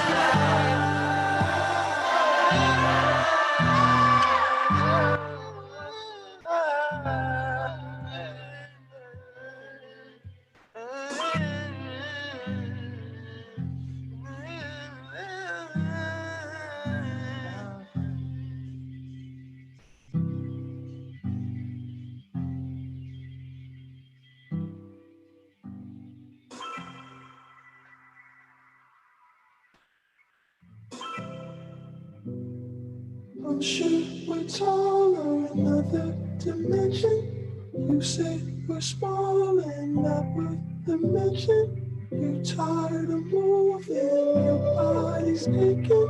We could vacate, there's places to go. Clearly this isn't all that there is. Can't take what's been given, but we're so okay, we're doing fine. Mama and naked, you dream of walls that hold us in prison. It's just a skull, at least that's what they call it. We're free to roam.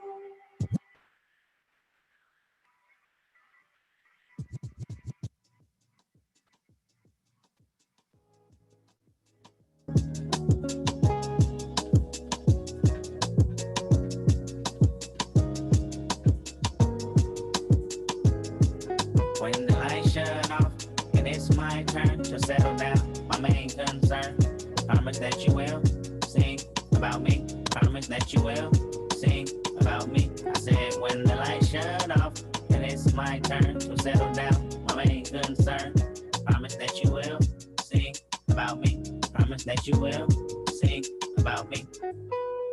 I woke up this morning and figured I'd call you in case I'm not here tomorrow. I'm hoping that I can borrow a peace of mind. I'm behind on what's really important. My mind is really distorted. I find nothing but trouble in my life. I'm fortunate you believe in a dream.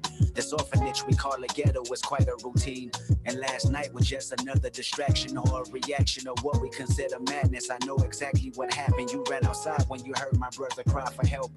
Held him like a newborn baby and made him feel like everything was alright in a fight he tried to put up, but the type of bullet that stuck had went against his will. Last blood spill on your hands, my plan's rather vindictive. Everybody's a victim in my eyes. When I ride, it's a murderous rhythm, and outside became pitch black. A demon glued to my back, whispering, get him, I got him, and I ain't give a fuck. That same mentality I told my brother not to duck.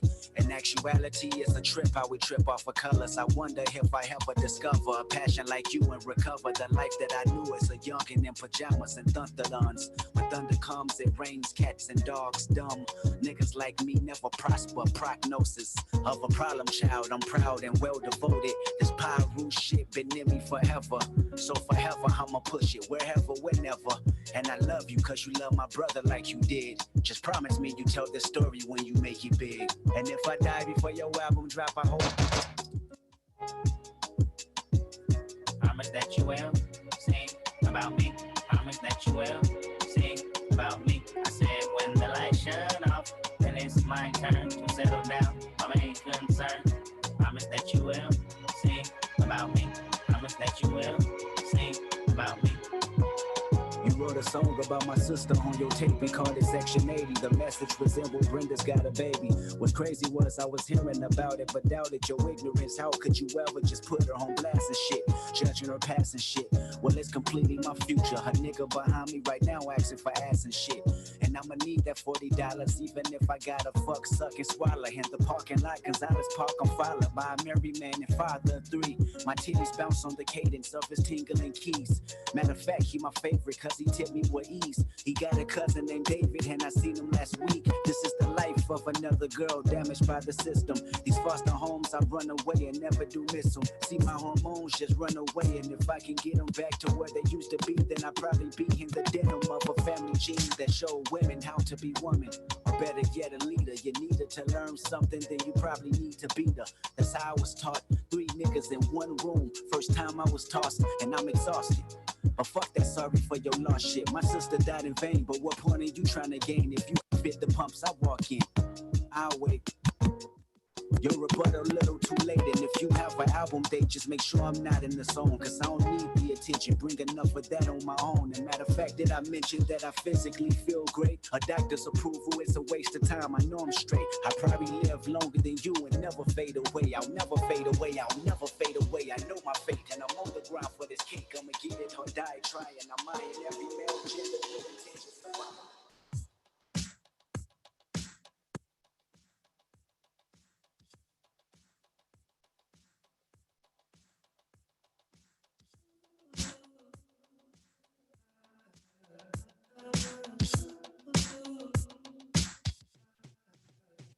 I got my eyes on you.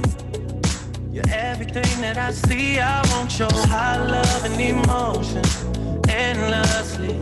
I can't get over you. You left your mark on me. I want your high love and emotion endlessly. Cause you're a good girl and you know it. You act so different around me. Cause you're a good girl and you know it.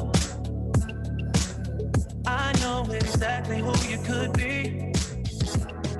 Just hold on, we're going home. Just hold on, we're going home. It's hard to do these things alone. Just hold on, we're going home. Oh, oh, oh. I got my eyes on you. You're everything that I see. I want your high love and emotion endlessly. I can't get over you. You left your mark on me. I want your high love and emotion endlessly. Cause you're a good girl and you know it. You act so different around me. Cause you're a good girl and you know it. I know exactly who you could be. So just hold on, we're going home. Just hold on, we're going home. It's hard to do these things alone. Just hold on, we're going home. Oh, oh, oh. You're the girl, you're the one. Gave you everything I love. I think there's something, baby. I think there's something, baby. You're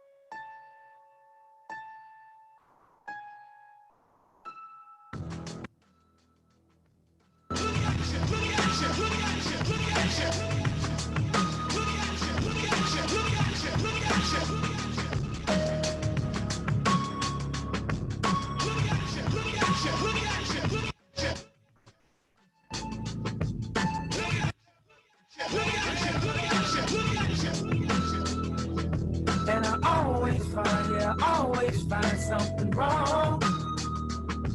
You've been putting up with my shit just way too long. We love you, love. Yep.